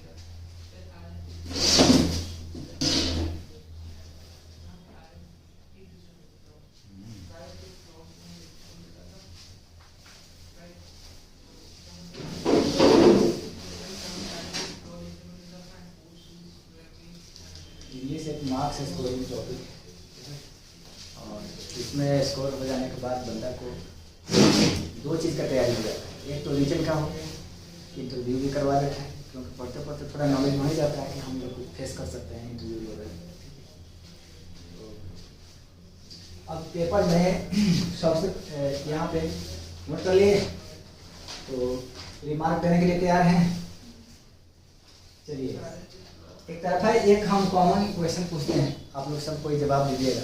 ये जो सेंटेंस देख रहे हैं आप, 1 से 12 सेंटेंस हैं, ठीक है? अब इसमें हर सेंटेंस में कॉमन फैक्टर क्या है? What is the common factor in all the sentence? Common factor से यही है कि आईएनजी शब्द में है ना? आईएनजी, बिना आईएनजी का कोई नहीं। अब एक बात ध्यान देंगे, इस सेंटेंस में क्या ये एक सेंटेंस, ये इसमें 2 सेंटेंस आपको नजर आ रहे हैं कि नहीं आ रहे हैं? है तो एक ही सेंटेंस, लेकिन ये मिक्स किया हुआ है। मिक्स मतलब ये कॉम्प्लेक्स है। कौन सेंटेंस है? कॉम्प्लेक्स। सारा सेंटेंस कॉम्प्लेक्स है। तो कहेंगे सर कॉम्प्लेक्स सेंटेंस कैसा होता है? तो कॉम्प्लेक्स सेंटेंस भी एक तरफा कहीं से शुरू होकर के जाके कहीं एंड हो जाता है, ऐसा कोई दिक्कत नहीं।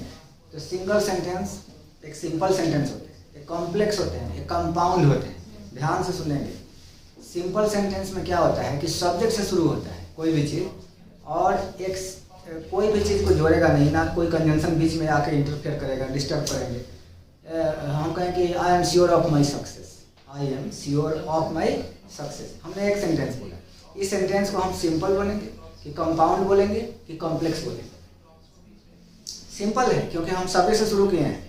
इसमें जरा देखिए, कोई सेंटेंस सब्जेक्ट से शुरू है? राम, श्याम, मोहन, आई, यू, ही, सी, इट से कोई सेंटेंस शुरू नहीं है। हैविंग से, गोइंग से, मतलब रीचिंग से, ऐसे सेंटेंस शुरू हुआ है। और सबसे बड़ी बात, ये पहला सेंटेंस यहाँ खत्म हो जाता है, कॉमा है, और उसके बाद दूसरा सेंटेंस यहाँ से शुरू, यहाँ से लेके यहाँ तक खत्म। तो ऐसे सेंटेंस को कॉम्प्लेक्स कहेंगे। तो कहेंगे सर तो कंपाउंड किसे कहते हैं? कंपाउंड में कंजंक्शन आते हैं, जैसे एंड, और, but, yet, still say 2 sentence को जोड़ते हैं, तो इसको क्या कहते हैं? कंपाउंड। और जब भी इस टाइप के सेंटेंस मिले जिसमें कॉमा लगा हो, तो मोस्टली वो कॉम्प्लेक्स होता है। कैसे सेंटेंस होते हैं? कॉम्प्लेक्स। और सिंपल सेंटेंस होते हैं जिसमें किसी चीज़ को जोड़ने से मतलब नहीं है, चाहे एक सेंटेंस कितना भी लंबा हो, यहाँ से कानपुर तक चला जाए, अगर बीच में कोई कंजंक्शन कोई ज्वाइनिंग वर्ड नहीं आया है तब तक वो सिंपल है। सब्जेक्ट से चल रहा है, किसे चला है? सब्जेक्ट से। तो अब इसमें सब में कॉमन वर्ड फैक्टर दिख रहा है हमारा ING आया हुआ है। तो जब भी पेपर में कोई ऐसा सेंटेंस हम बता रहे हैं शॉर्टकट में कैसे बनाएंगे, एग्जाम में ध्यान रखेंगे, एक क्वेश्चन आ ही जाएंगे। मतलब 50 क्वेश्चन पूछा है मतलब इंग्लिश में, तो एक क्वेश्चन दे सकता है किससे? पार्टिसिपल से। तो जब भी कोई सेंटेंस ING से शुरू हो, चाहे हैविंग से हो या किसी भी ING से शुरू हो, और वो 2 सेंटेंस को जोड़ रहा हो, कितने सेंटेंस को? 2 सेंटेंस को, ये ध्यान रखेंगे, कॉमा से 2 सेंटेंस को सब में जोड़ेगा। ये आपको दिख रहा होगा, नजर आ रहा है। तो उस केस में मोस्टली एरर होता है ए में, नहीं तो कहीं नहीं हो। हो भी सकता है, नहीं भी हो सकता है, आपको ये तो पता होना चाहिए। अब नहीं भी होने का मतलब कि आपके कॉन्सेप्ट स्ट्रांग है, तभी तो नो एरर पे हमारी कलम तब कब जाती है, जब हम पढ़े लिखे इंसान होते हैं। नहीं तो अगर हम पढ़े लिखे हैं मगर उतना कन्फर्म नहीं है तो हम नो एरर पर नहीं जाते हैं। हम यही सोचते हैं ना एग्जाम में दिया है तो कहीं ना कहीं एरर तो होगी। नो एरर पर तो हम कभी सोचते ही नहीं। तो एग्जाम में 1-2 क्वेश्चन नो एरर भी रहता है, तो उसको सही होगा तो नो एरर पे जाएंगे। अब इसमें देख लेंगे कि हमारा किस पार्ट में एरर है, तो हम आप लोगों से रिस्पॉन्स टेस्ट करना शुरू करते हैं। फर्स्ट सेंटेंस में किस में जाएंगे? बी। सब कोई डी में जाएंगे। गोइंग टू कॉलेज मोहन साहब बम ब्लास्ट, कंफर्म सबका डी है, लॉक कर दिया डी। सेकंड में going to college a dog jumped at Mohan, इसमें किसमें? डी। आपको जो लगता है आप दे दीजिए, क्योंकि डी है तो डी देंगे। ए भी हो सकता है कंफर्म बताइए, ए में जाएंगे आप कि डी में जाएंगे? ए लगा दे, पता पहले बताइए लगा कि छोड़ दे, क्योंकि अगर मन में है तो बोल देना चाहिए, किसे लगा दीजिए, क्या पता है ये हो जाए। हाँ, ये सब मन का चीज नहीं रोकते। एग्जाम में हम मनी से तो एग्जाम निकालते, क्योंकि third number waiting for a बस a stone fell on his nose, D. Waiting for a bus he saw a young tall and beautiful girl, D. Reaching home Priya went to bath, नहीं, ए में। किस part में रह रही? Reaching home Priya went to bath, A। सबको ये है? D। आप लोग भी बताइएगा ऑप्शन है डी। ऐसा नहीं है कि हमने बाहर से दिया है, सब पढ़ाया हुआ है, वही सब आया है। अब कॉमन एरर मैंने बोला था ना कि कॉमन एरर कैसे आएंगे तो आपको चेक करना है, हम समझाया था अच्छे से। Having disturbed by her husband she left his house, उसका हस्बैंड उसको डिस्टर्ब करता था तो वो घर छोड़ दी। अब कोई डिस्टर्ब करेगा तो क्या होगा, घर छोड़ेंगे नहीं उसको निकाल दे, चाहे खुद निकाले दोनों से एक ही काम करेंगे।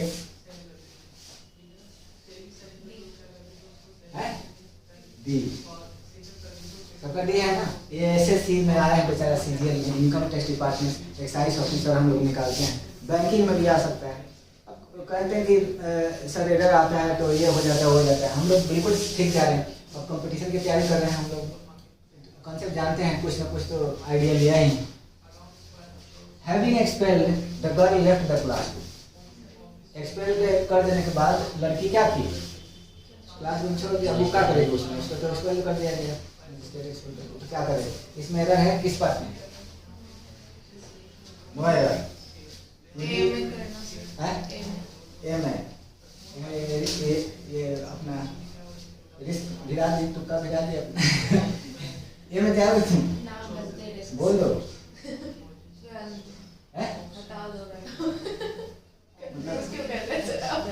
इंसिस्ट कर रहे हैं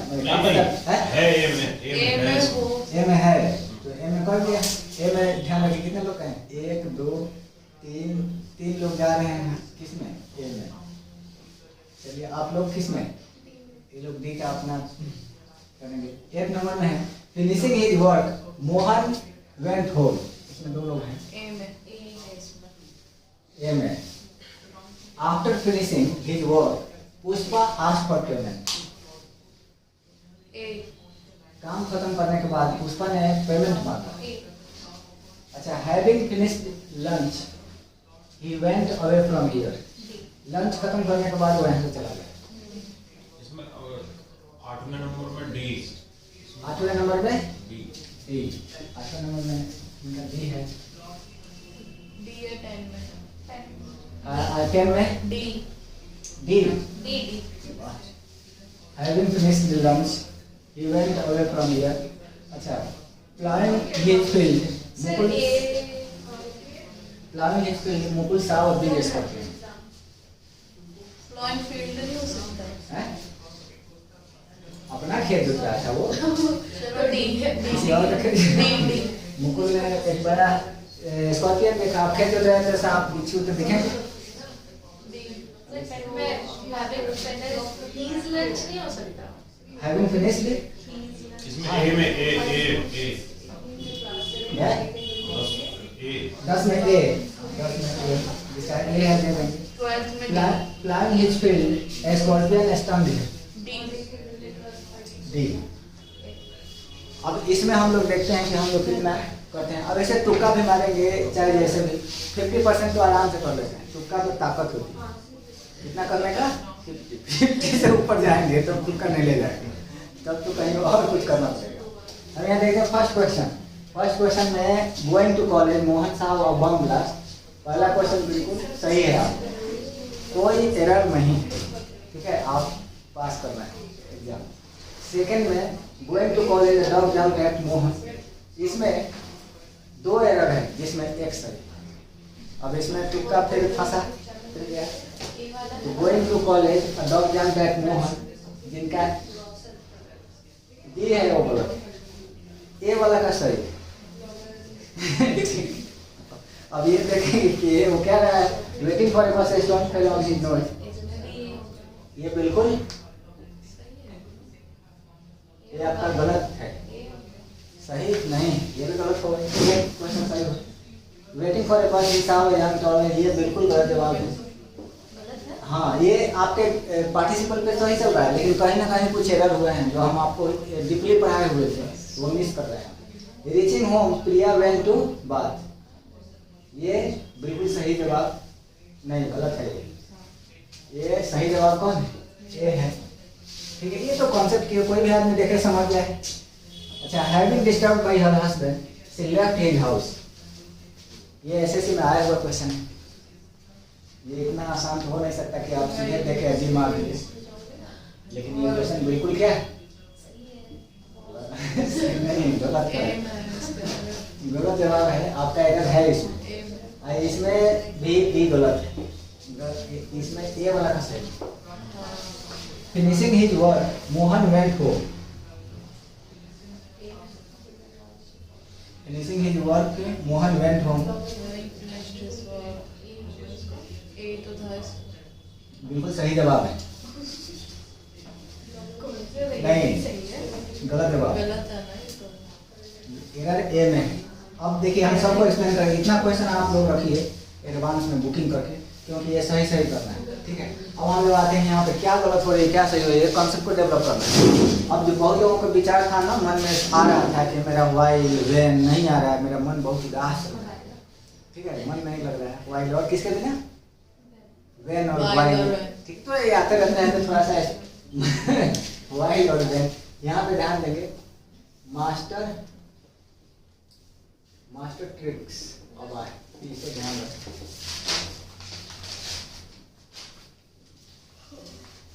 ठीक है, इन दोनों को पेपर में ध्यान रखें। बाकायदे हमने पार्टिसिपल के बारे में 2 ट्रिक लिखवाए थे, अच्छा से समझ में आया होगा कि डिले होगा कि नहीं होगा। अगर डिले नहीं है तो आइए जिसे चलेंगे, अगर डिले है तो हैविंग से चलेंगे। यहाँ तक तो कंफर्म है। अब यहाँ पे ध्यान दीजिए,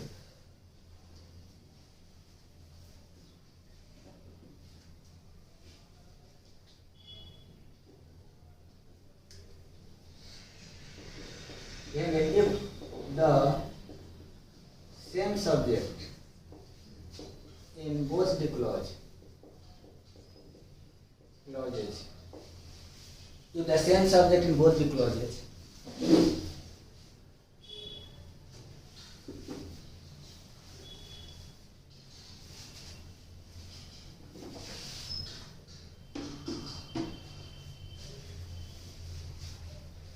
यदि सेम सब्जेक्ट हो कितने क्लॉज में, दोनों क्लॉज में, ठीक है।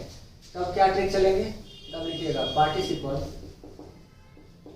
Plus principal clause.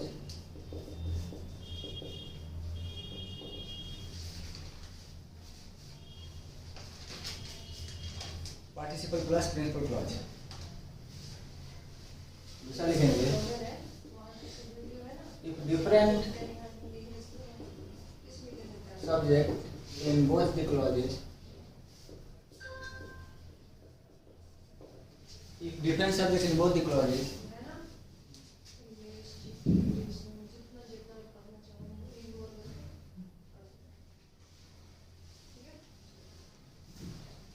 तब ये यहां से याद करिएगा, तब ये चलेगा आपका while plus subject plus verb dot dot plus principal clause, ठीक है।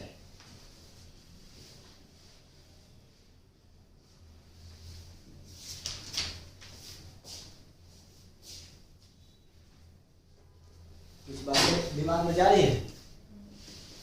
देखो भाई, हमने पहले भी बताया कि अगर ये देखो इसमें कितने क्लॉज आए, दो क्लॉज कॉमा से दूसरा क्लॉज यहाँ से चालू हो रहा है, दो क्लॉज है या 200 क्लॉज है, इससे हमको कोई मतलब नहीं। अगर सब्जेक्ट क्या हो, सेम हो, तो क्या चलेगा, पार्टिसिपल प्लस प्रिंसिपल क्लॉज। लेकिन अगर सब्जेक्ट ध्यान रहे कि अलग अलग हो गए, डिफरेंट सब्जेक्ट हो गए, तब हम वाइल को बुलाएंगे, कहीं छुपा होगा उसको पकड़ के ले आएंगे, देख भाई अब तुम्हारे बिना काम नहीं चलेगा। कब, जब सेंटेंस में कितने सब्जेक्ट आए हों, दो सब्जेक्ट, डिफरेंट सब्जेक्ट। तो if different subject in both the clauses, दोनों क्लॉज में डिफरेंट सब्जेक्ट आ जाए, तब वाइल को हम बुला के लाएंगे, ठीक है। अब ये एक कंसेप्ट तो ये जान गए हम। अब आइए जरा इस पे काम करते हैं। फर्स्ट क्वेश्चन बताइए, गोइंग टू कॉलेज मोहन साहब बम ब्लास्ट। तो ये पूरा एक सेंटेंस में जरा चेक कीजिए कि एक ही सब्जेक्ट है कि अलग अलग सब्जेक्ट है। अपने के साथ कैसे पता चलेगा, आप जल्दी करना है ना, एग्जाम में फास्ट करना है। एक होता है ना कि टेक्निक, क्या टेक्निक अपना है, कैसे देखें कि एक ही सब्जेक्ट है कि अलग अलग। वैसे तो आपको दिख रहा है कि मोहन को छोड़कर और कोई दूसरा सब्जेक्ट आया नहीं। क्या बम ब्लास्ट सब्जेक्ट है कि ऑब्जेक्ट है? सब्जेक्ट तो वो होता है जो वर्ब के पहले आए, ये तो ऑब्जेक्ट, ये तो वर्ब के बाद आया है। वर्ब के बाद आएंगे तो क्या होगा, ऑब्जेक्ट, चूंकि साव वर्ब है, ठीक है। अब एक तरीका और बताते हैं, इसमें एक ही सब्जेक्ट है, इसलिए बताइए कौन ट्रिक लगाएंगे, फर्स्ट वाला मास्टर ट्रिक लगेगा कि सेकंड वाला? फर्स्ट वाला, क्योंकि पार्टिसिपल। अब कहेंगे सर पार्टिसिपल क्या होता है, इतना तब से यही तो पढ़ रहे थे पार्टिसिपल। ये यहाँ पे दिख रहा है आपको, गोइंग कौन पार्टिसिपल है, ये पेपर में पूछ दे रहा है अंडरलाइन करके कि गोइंग कौन पार्टिसिपल है, तो प्रेजेंट पार्टिसिपल, ठीक है। तो पार्टिसिपल प्लस प्रिंसिपल क्लॉज किसे कहते हैं, तो प्रिंसिपल क्लॉज उस क्लॉज को कहते हैं जो सब्जेक्ट प्लस वर्ब से शुरू होते हैं और वो अपने अर्थ की पूर्ति के लिए किसी दूसरे क्लॉज पर डिपेंड ना हो। ये जो क्लॉज है यहाँ से लेके यहाँ तक, ये किस पे डिपेंड है, इस पे। मोहन साहब बम ब्लास्ट, मोहन साहब बम ब्लास्ट अपने आप में कंप्लीट है कि नहीं, मोहन ने एक बम ब्लास्ट देखा, ये किसी पर डिपेंड नहीं है।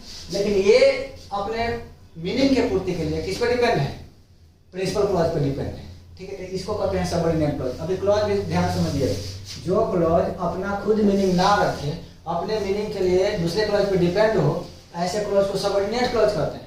और जो क्लॉज अपना खुद मीनिंग निकाले, किसी पे डिपेंड नहीं है, वो उसको क्या करेंगे भाई, प्रिंसिपल क्लॉज। बात समझ में आ जाएगी। पेपर में कभी कभी क्या पता है, कुछ भी पूछ दे, क्लॉज कौन है, मेन क्लॉज है कि प्रिंसिपल क्लॉज है, ठीक है। मेन क्लॉज प्रिंसिपल क्लॉज एक ही होता है, ठीक है। सबऑर्डिनेट क्लॉज किसे कहते हैं, हाँ, जो किसी दूसरे पे डिपेंड है।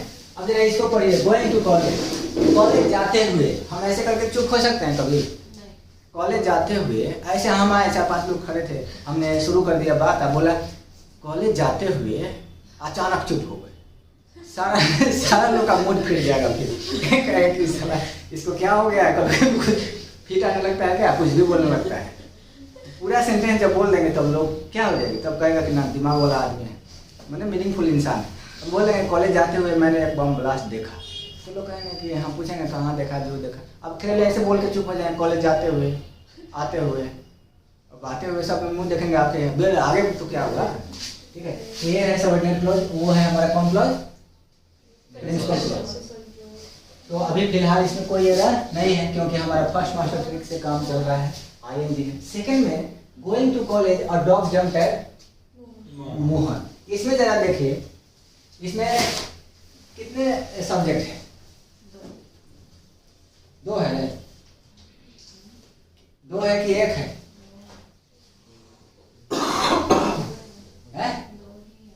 दो है। कौन कौन? तो बताइए। मोहन और फर्स्ट क्लॉज में क्योंकि कौन जा रहा है कॉलेज, तो मोहन जा रहा है, तो वहाँ पे मोहन सब्जेक्ट हो गया, और दूसरे क्लॉज में डॉग जंप कर रहा है तो डॉग हो गया सब्जेक्ट। हाँ, ये सब बात दिमाग में ध्यान रखेंगे। अब जरा बताइए, फर्स्ट क्लॉज यहाँ से लेके यहाँ तक है, इसके बाद जो देख रहे हैं आप, और डॉग, डॉग के बाद क्या है? V2। तो वर्ब के पहले क्या आता है? सब्जेक्ट कौन बना हुआ है? डॉग। अब ये डॉग मीनिंगफुल सब्जेक्ट नहीं है, क्योंकि ये यहाँ तक तो मीनिंगफुल है कि ये डॉग जंप्ड एट मोहन, लेकिन यही डॉग अगर इसमें ऐड करते हैं और डॉग गोइंग टू कॉलेज, अर्थ का अनर्थ होगा कि नहीं? कॉलेज क्यों जाए, क्या पता है उसको भी अब सोचा होगा कि मेरा सब अपने पढ़ने में लगा हुआ है, हम भी कंपटीशन निकाल लेंगे। लेकिन ध्यान देंगे, जब ऐसा सिचुएशन आ जाए तो सबसे पहला काम करेंगे, शॉर्टकट में एकदम फास्ट काम करेंगे। फास्ट काम ये करना है कि जब भी सेंटेंस पेपर में याद रहे कि ING से शुरू हो जाए। किससे शुरू हो जाए? ING से। एक क्लॉज, दो क्लॉज, 3 क्लॉज, 400 क्लॉज, जितना क्लॉज हो उसे कोई दिक्कत नहीं।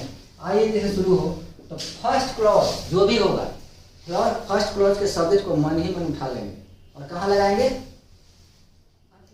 फर्स्ट क्लॉज, हाँ, आगे लगा देंगे और चेक करेंगे मीनिंग। बात समझ में आई? तो पेपर में देखिए सब ING से शुरू है। फर्स्ट दूसरे क्लॉज का सब्जेक्ट कौन है? मोहन। मोहन को उठा करके पहले क्लॉज में लगाया। सही मीनिंग दिया कि गलत? मोहन गोइंग टू कॉलेज, कोई आपसे सवाल नहीं पूछेगा, बिल्कुल सही आप बोल रहे हैं। मोहन है तो स्कूल कॉलेज जाएगा, कोई दिक्कत नहीं। इसमें देखिए सेकंड क्लॉज का सब्जेक्ट कौन है? ये ट्रिक याद रखेंगे, कभी भी ING से सेंटेंस शुरू हो तो सेकंड क्लॉज के सब्जेक्ट को मन ही मन उठा के फर्स्ट क्लॉज में लगाएंगे।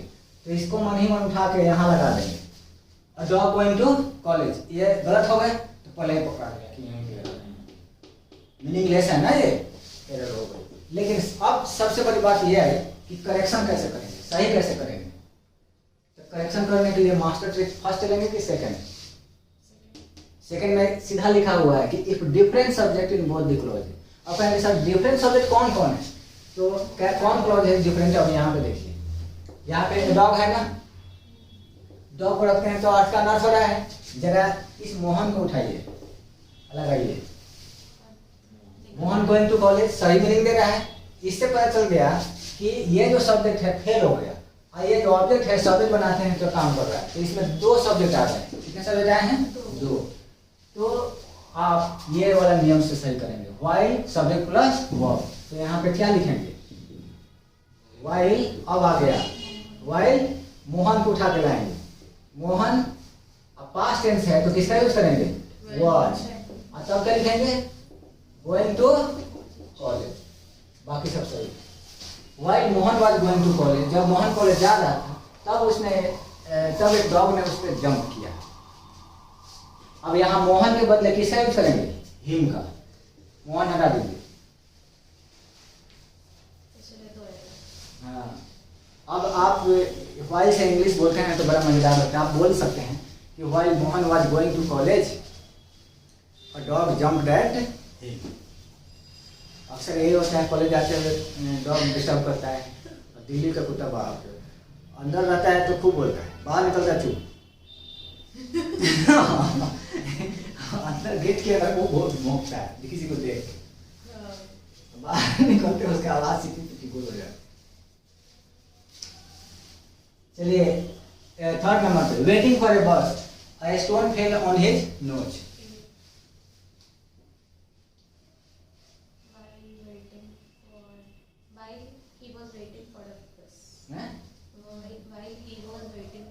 तो दो सब्जेक्ट दिख रहा है आपको, एक है कौन?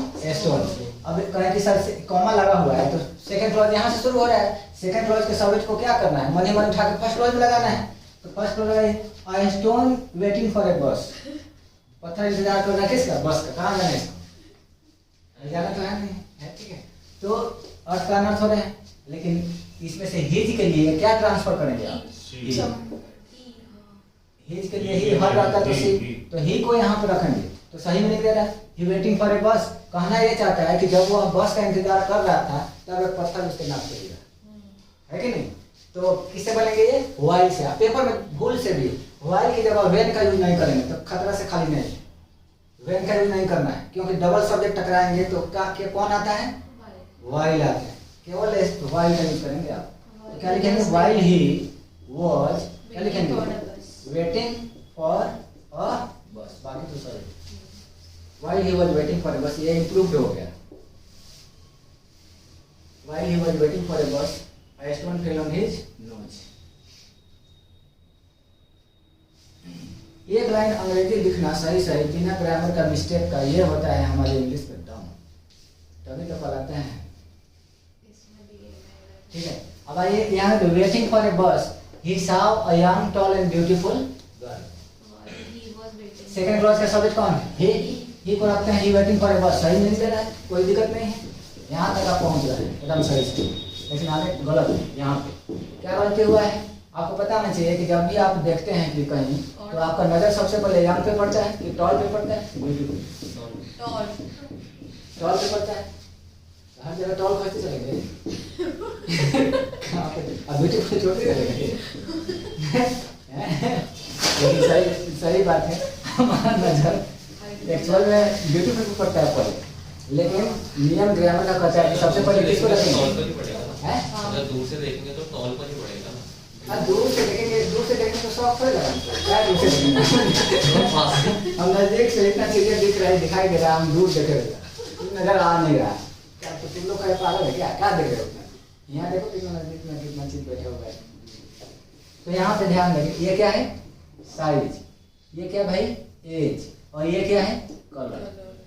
तो हमने एडजेक्टिव जब पढ़ाए थे अच्छा से ट्रिक लिख पाए थे कि सबसे पहले क्या आता है, तो जो लोग पढ़े हैं अपने गीता के अपने गीता की कसम खा के पहले हम क्या क्या पढ़े थे। एडजेक्टिव में मैंने ट्रिक लिखवाई थी, ठीक है भाई, क्या लिखवाया था, ट्रिक है सबसे पहले साइज आता है, ठीक है, तब एज आते हैं, तब क्या आते हैं कलर आता है। तो दो से अधिक एडजेक्टिव पेपर में आ जाए ना तो वो बहुत खतरनाक क्वेश्चन होता है। हम लोगों को लगता है कि चलो एडजेक्टिव ही तो है, कॉमा से देते जाता है, यंग टॉल एंड ब्यूटीफुल, हल्के में नहीं लेंगे। सबसे पहले क्या आएगा टॉल, पहले टॉल, तो यहाँ पे ए क्या लिखेंगे भाई, टॉल, फिर यंग एंड ब्यूटीफुल कलर तो नहीं है सर। अरे ब्यूटीफुल कलर है ना, ब्यूटीफुल कलर है यार स्टैंडर्ड कलर है ब्यूटीफुल और ये सब क्या है, हम ब्लैक को कलर मानते हैं, तो आदमी ब्लैक नहीं होता है, कलर नहीं है ये, फेयर होता है कि नहीं, तो फेयर और ब्लैक कलर, फेयर और डल कलर हुआ ना, ब्यूटीफुल तो ब्लैक भी हो सकता है। हाँ ब्यूटीफुल तो कोई भी हो सकता तो है। उसको कहाँ रखेंगे, कलर में रखेंगे, आखिर उसके लिए कोई समाधान तो मेरे पास है नहीं। मान एक जगह बैठाएंगे ना कि एज में तो नहीं रख सकते हैं, ब्यूटीफुल कहाँ रखेंगे, कलर में, थोड़ा कलरफुल मतलब एक ये है। ब्यूटीफुल कोई भी हो सकता है ना, ब्लैक हो या फेयर हो। अब कुछ अच्छा सुंदर लाल हो, कुछ भी चीजें तो हम कह नहीं सकते हैं ब्यूटीफुल है, तो कलर देख के तो जज किए, मतलब वो एग्जैक्ट कलर है नहीं, लेकिन हमारे पास ऑप्शन नहीं है, इसलिए हम कहाँ रखेंगे, कलर नहीं रखेंगे, ठीक है। तो आज से कलर एक ये भी है, ध्यान रखिएगा ब्लैक, अब ये सब कलर है, ठीक है। अब आगे चलते हैं, कौन सा है 5, reaching home Priya went to bath, इसमें कोई एरर, ए में क्या एरर होगा आपने से करेक्ट किया। पहले हमने क्या कॉन्सेप्ट बताया कि सेकंड क्लॉज के सब्जेक्ट को क्या उठा लेना है, सेकंड क्लॉज के सब्जेक्ट को मन ही मन उठा लेना है, कहाँ लगाना है फर्स्ट क्लॉज में, तो प्रिया को उठा लीजिए, कहाँ लगाइए फर्स्ट क्लॉज में, क्या लिखेंगे प्रिया रीचिंग होम, तो सही मीनिंग दे रहा है गलत, मीनिंग तो सही दे रहा है। अब हम जांच करेंगे, इंटरनल जांच एक होता है, ये एक्सटर्नल तो कर लीजिए, एक्सटर्नल जांच हो गई ना, अब इंटरनल जांच ये करना है, क्या पता रीचिंग गलत, रीचिंग की जगह क्या आएंगे हैविंग आएंगे ना, क्योंकि डिले हो रहा है कि नहीं हो रहा है, जरूरी तो नहीं एकदम घर अभी रीचिंग होम एकदम जल्दी से पहुंची, सबसे पहले नहाने ही चली गई, तो इसमें नहीं अब हो ऐसे सकता कौन हो सकता है होता है, बहुत लोग होते हैं। हाँ वो ऐसा भी होता है, बहुत लोगों को लगता है कि बाहर से ठंडा पीने में तो क्लास व्लास लेके आए सीधे नहाने चले पागल कोविड था सर, बाहर निकल। जो आता था सीधे। लेकिन ऐसा नहीं, मतलब थोड़ा सा और लगता है। इन लड़कों के लिए तो सुटेबल है। लड़का क्या करता है, पहले से अपना बैग फेंका बाथरूम चला गया नहाने। लड़कियों के लिए बहुत ये होता है ना, सामान इकट्ठा करना पड़ता है, ये निकालो वो निकालो, बाप क्या कहते हैं, शावर जेल, मॉइस्चराइजर, शावर, फिर से टॉयलेट, फिर से दुनिया, मतलब बहुत सारा। लड़कों को क्या है, तुम गए नहा हुआ जब मैं तो हाँ ये तो ठीक है। तो टाइम तो लगेगी, टाइम टेकिंग है, मतलब अब ऐसा नहीं कि प्रिया घर पहुंची और कहाँ चले गई, बाथरूम में।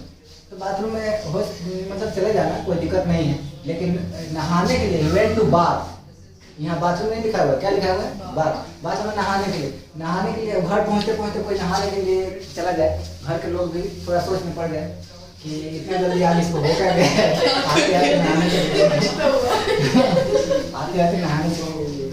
तो ये इसको करेक्ट करेंगे तो क्या होगा, हैविंग रिच्ड होम, तब प्रिया वेंट टू बाथ, ये आपका सही होता है। और 6 नंबर में, having disturbed by her husband she left his house.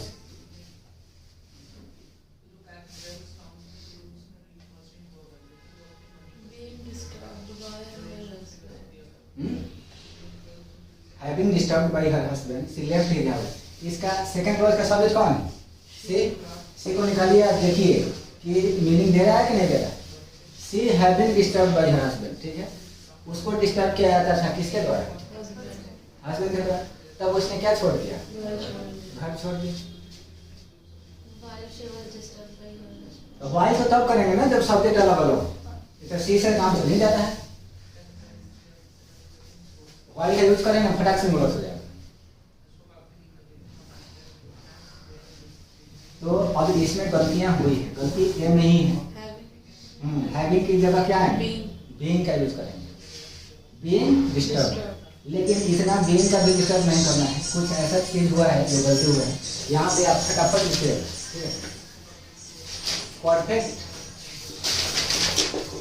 आज ये हो जाएगा क्या, हम परफेक्ट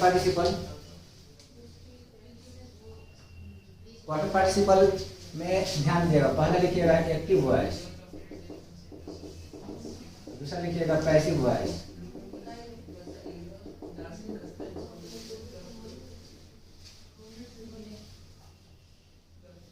ठीक है भाई। कॉमन सेंस लगाना चाहिए था। यहाँ पे तुम देख लो क्या लगा हुआ है, बाई लगा है। बाई लगने से क्या पता चलता है, एक्टिव है कि पैसिव, पैसिव है। हैविंग का पैसिव वॉइस क्या होता है, हैविंग का पैसिव वॉइस आपको याद रखना चाहिए। जब आप एक्टिव पैसिव पढ़े थे तो हैज हैव हैड का पैसिव वॉइस में बिन बजाते थे, तो हैविंग लगा है तो बिन बजाना था, बिन बजा देते सही हो जाता है। तो याद रखेंगे दो तरह के परफेक्ट पार्टिसिपल दो टाइप के होंगे, एक्टिव और पैसिव। तो एक्टिव में क्या लगेंगे, हैविंग प्लस क्या V3, अब पैसिव में हैविंग प्लस बीइंग, ठीक है, plus V3, having being V3।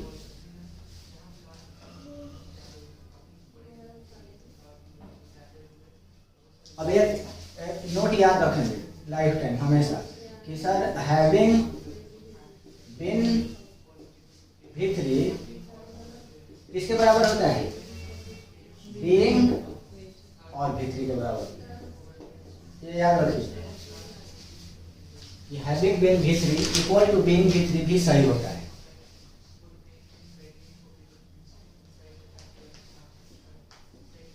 अब आपको एक्टिव पैसिव जांचना होगा। यहाँ पे देखिए, चलिए आज ये क्वेश्चन पे, कौन क्वेश्चन है भाई, 6 नंबर। यहाँ पे बाई दिख रहा है, जो अपने हस्बैंड से डिस्टर्ब होती थी तब उसने क्या किया, घर छोड़ दिया। अब वो तुरंत घर छोड़ी कि टाइम लेके छोड़ी, टाइम लेके छोड़ी होगी ना, ऐसा कुछ पढ़े या तुरंत डिस्टर्ब किया तुरंत ये भी एकदम काम निकल जाए, ठीक है, ऐसा तो नहीं करेंगे ना। थोड़ा टाइम उस सोचती होगी कि चलो आगे से सुधर जाए, है कि नहीं, और रोज रोज इसका एक तमाशा है, तो क्या करेंगे, यहाँ पे क्या करेंगे? हाँ, हैविंग, यहाँ पे क्या छूटा हुआ है? बिन। बिन लगा दीजिएगा, सही हो जाएगा। Having been disturbed by her husband she left his house. यही क्वेश्चन आया हुआ था आपके एग्जाम में। ये सब चीजें पर ध्यान रखेंगे। हाँ जी। अब देखो 7 number question, having expelled the girl left the classroom. इसमें क्या है? Having expelled the girl left the class. हमने सब एक एक चीज एग्जामिन करते हैं ध्यान से। ये सेंटेंस है, शुरू हुआ है किससे? आईएनजी से। पता है कि पार्टिसिपल से क्वेश्चन आ गया है। जैसे आईएनजी देखेंगे, अब कॉमा देखेंगे, समझ जाएंगे कि पार्टिसिपल से क्वेश्चन टपक पड़ा है। हमने क्या कंसेप्ट आया? या तो एरर ए में होगी या तो कहीं नहीं होगी। बात समझ में आई? और ए में है कि नहीं जांच करते हैं। सेकंड क्लॉज का सब्जेक्ट कौन है? गर्ल को मनी में उठा के कहाँ लगाएंगे? फर्स्ट क्लॉज में। द गर्ल हैविंग एक्सपेल्ड, किसको एक्सपेल कर दिया गया? लड़की को। ठीक है, लड़की ने क्या छोड़ दिया? क्लासरूम। यानी कि दोनों क्लॉज का सब्जेक्ट लड़की ही है, सेम है। और जब दोनों क्लॉज का सब्जेक्ट सेम हो तो किससे चलेगा? फर्स्ट रूल से, पार्टिसिपल प्लस प्रिंसिपल क्लॉज, तो पार्टिसिपल है। अब बताइए एरर है कि नहीं? पार्टिसिपल तो है ना, हैविंग तो पार्टिसिपल है, हैविंग एक्सपेल्ड परफेक्ट पार्टिसिपल। अब प्रिंसिपल क्लॉज ये रहा, लेकिन अभी एरर है ये, नो एरर पे जाएंगे गलत हो जाएगा। एरर ये है कि इंटरनल जांच। अब इंटरनल पे आते हैं, एक्सटर्नल आपने कर लिया। इंटरनली जांच करते हैं कि लड़की को एक्सपेल किया गया, इसमें तो बाई था तो दिख रहा था कि पैसिव वॉइस है। अच्छा, हम लोग मान लेते हैं बाई दिख जाए, हाँ पैसिव वॉइस, पैसिव वॉइस। अब बाई ना हो तो पैसिव वॉइस नहीं होंगे। इंटरनल जांच करेंगे।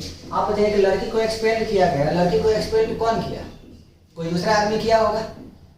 तो जब खुद काम करेंगे तब एक्टिव, लेकिन कोई और काम करे तब क्या होगा? पैसिव। अब कौन लड़की चाहेगी कि हम जाए अपने से खुद एक्सपेल हो जाए? शौक लगा है उसको। हो सकता है कुछ गलत सलत कर रही, चाहे कुछ चीटिंग की, चाहे कुछ मजिस्ट्रेट का मूड खराब, सुबह सुबह है, फोन लेके कर रही है। हाँ फोन लेके, चाहे कुछ भी। लेकिन एक्सपेल से बचेंगे। एक बार एक्सपेल हो जाने के बाद अगला नियम ये है ना कि हम आगे एग्जाम कितने साल तक नहीं दे सकते, कभी या कभी दे ही नहीं सकते। बहुत दिक्कत है। मजिस्ट्रेट से कभी झगड़े में नहीं, तुरंत माफी पे मांग के हम काम सेट कर लेंगे कि सर आगे से नहीं करेंगे, आपकी कसम। फिर वो एकदम छोड़ देगा, कहेगा बाबा ठीक है, नहीं तो कहेंगे कि नहीं। अब वहाँ पे जिद कर जाएंगे कि वो सब कर रहा है तो कुछ नहीं, हम कर रहे हैं तो बहुत कुछ। तो पहले कहेंगे पहले इसी हुआ था, बहुत ठीक बनता है। ठीक है, तो यहाँ पे पैसिव वॉइस है जो छिपा हुआ है कि किसी ने लड़की को एक्सपेल किया, एक्सपेल करने वाला कोई और है, तो यहाँ पे क्या लिखेंगे? Having been expelled the girl left the class. Delay हो रहा है कि नहीं हो रहा है कि तुरंत? अब बताइए हैविंग से रहे क्या आईएनजी से? डिले हो रहा है। एक्सपेल हो थोड़ा वो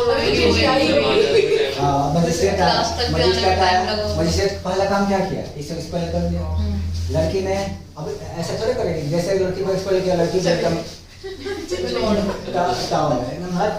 तुम एक्सपेल कर, हम बैठेंगे। मजिस्ट्रेट भी सोच में पड़ एक बार बात भी नहीं, वो बेचारा शौक में रहेगा। चलो 8 number, finishing his work Mohan went home. इसमें अब जल्दी जल्दी बताओ तुम लोग।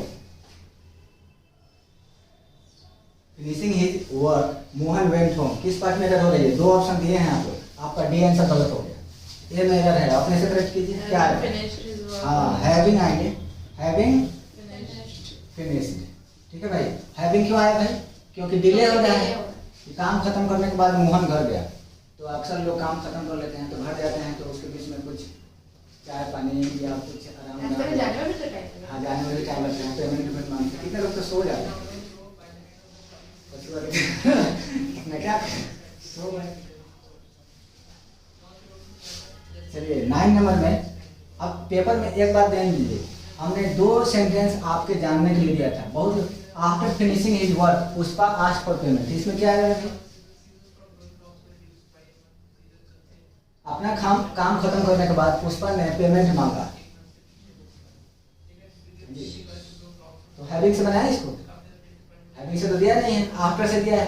तो एक बात याद रखेंगे, हम लोग आफ्टर से खूब बोलते हैं शौक से, लेकिन हैविंग से मजबूरी से भी नहीं बोले, ठीक है। तो शौक और मजबूरी दोनों को मिक्स करेंगे तब इंग्लिश बोलेंगे, ठीक है। After finishing his work Pushpa asked for payment, ये भी सही है। या having finished his work Pushpa asked for payment, बात समझ में आई? यानी कि हैविंग इक्वल टू क्या होता है? आफ्टर। आज आपके पास सुनिए तो आफ्टर इक्वल टू हैविंग में कोई दिक्कत नहीं है। After plus before equal to having plus V3, ये सब कॉन्सेप्ट याद रखें। After plus before equal to है having plus V3, having plus V3।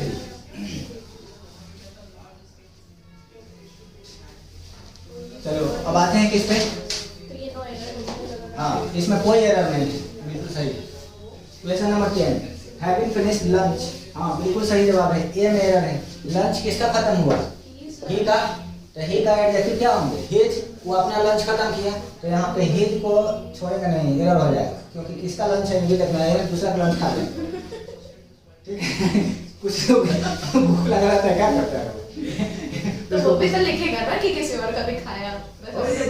वैसे होता है ना, टिफिन दिख जाए तो पता नहीं आ जाए किसका लंच है, लेकिन टिफिन खुला था, क्या पता है वो सोचा होगा कि यही मेरे घर से मिला है, ले खाओ। बाद में जब टिफिन पैक कर, हाँ किसका खा लिया। तो after finishing having finished his lunch he went away from here। क्या इसको हम आफ्टर से नहीं बोल सकते? आफ्टर से भी बोल सकते हैं, क्या बोलेंगे? हाँ, आफ्टर फिनिश्ड नहीं होगा, क्या? Finishing। After finishing his lunch he went away from here. तो 11 नंबर, अब जल्दी जल्दी। प्लानिंग हिज फील्ड मुकुल साहब big scorpion, what we want to say. कोई एरर है इसमें? सबका नो एरर है ना? एक बार कॉन्फिडेंस दिखाइए। बिल्कुल नो एरर, सही जवाब है। ठीक है, क्योंकि मुकुल को पहले रखते हैं, एक काम